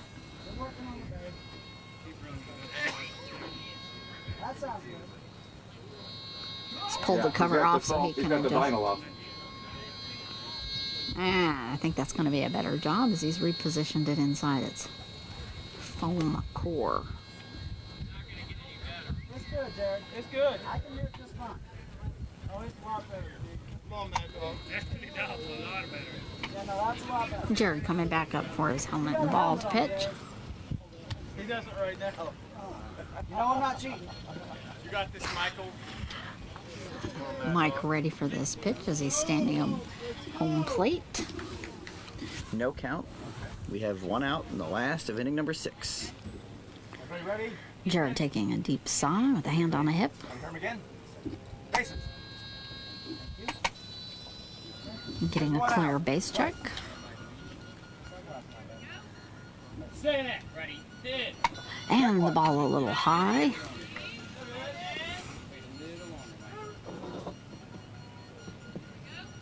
Set. Ready. Hit. And a high catching on the edges can pop up into left field, straight to Darius. And Darius has that easily for an out. That is out. Darius Sterling for the Blackhawks. 23. You know what I would say? I've been saying all game that teams have had trouble fielding those ground balls.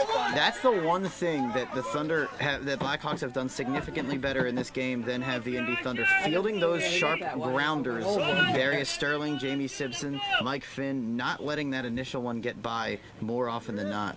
And that, you know, against the Thunder, you have to have those kind of plays. 1 out away for Austin now. And Jared standing with his helmet off, and this is Kristen Lavi up at the plate. And he has a run scored today in 4 tries, so he's capable. We have 2 outs. Play. Nodding to the ump, gripping the bat. Set. Ready. Hit. And a high, powerful hit up over into right field. Past Jamie Simpson, past everyone. They're scrambling for it. He is easily going to be safe. That is another run for Kristen Lavi.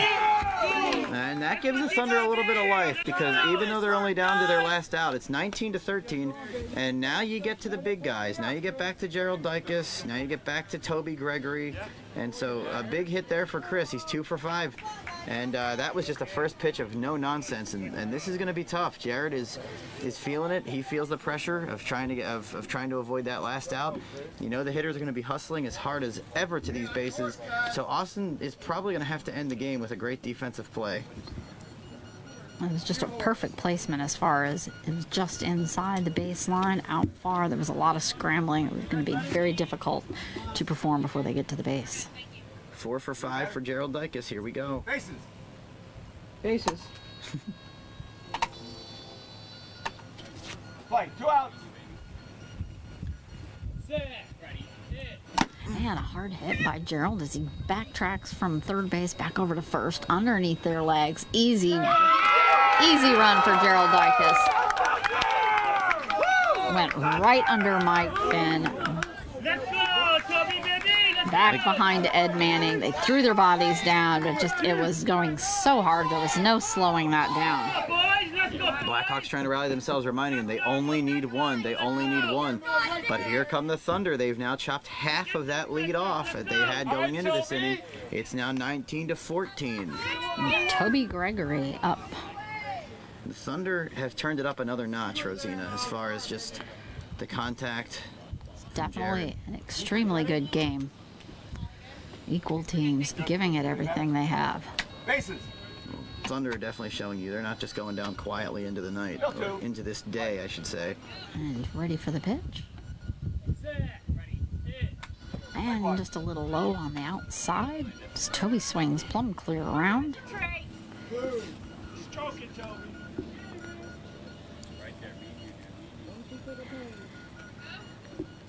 Set. Ready. Hit.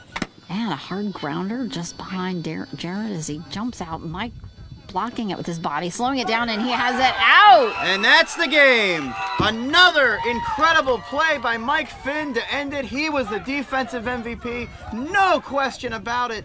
And the Austin Blackhawks get it done, Rosina. 19-14. Not dethroning, but putting a serious grip in the plans of the Indy Thunder to repeat as 5-time champions. What a game! Absolutely wonderful. He definitely, his body threw it on the ground, slowed that ball down, and scrambled over to grab it, pick it up, and have it up away from his body. He knows that seconds count. Can't just have a hold of it. You've got to get it up and away. So you have the Blackhawks lining up for the congratulatory, and the Thunder out on the first base side. A little bit more reserved than the Blackhawks as they ran in quite enthusiastically. Not used to this from the Thunder. It's been a while since they've been on the losing side of this type of game, but Tim Hibner from beginning to end found bats consistently. They scored 19 runs. They scored in every single inning. Brandon Chesser, 4 for 5 before he had to leave with an injury, played a significant role. And after his injury, still able to do just enough to win. We'll see how much of a concern that is for the Blackhawks going forward in this World Series. Obviously, there's a huge difference between Brandon Chesser and whoever you could put out there in his position and his spot in the batting order. But they were able to stay the course, Rosina. They were able to hang on. They were able to make the necessary plays. Mike Finn with, I believe, 6, just always big. And the thing with all of his defensive plays, they were always a big play. First play in the inning, last play in the inning, catching one off a bounce. Mike Finn just it was always the big play. And offensively, my offensive MVP, it's simple. Tim Hibner himself found bats all day. Multiple players had 3 runs scored for the Austin Blackhawks, including Daniel Brock and Steve and Darius and Brandon Chesser. And so this was just a team effort in the sense of the word team for the Austin Blackhawks. Everyone contributing. Mariano, 2 for 6. He had a defensive put out. Just what great stuff. He had a couple. What great stuff by the Austin Blackhawks in this game of the day. That finishes up as they're doing their congratulatories. Both teams heading, as they finish, just a few more handshakes there, heading to their benches. A lot of clapping. There's going to be a huddle on each time. Good plays by both teams. Excellent effort. It's long in the week, and definitely giving it everything they have still, day after day, game after game. And with this win, the Austin Blackhawks continue, obviously without maybe a huge piece going on.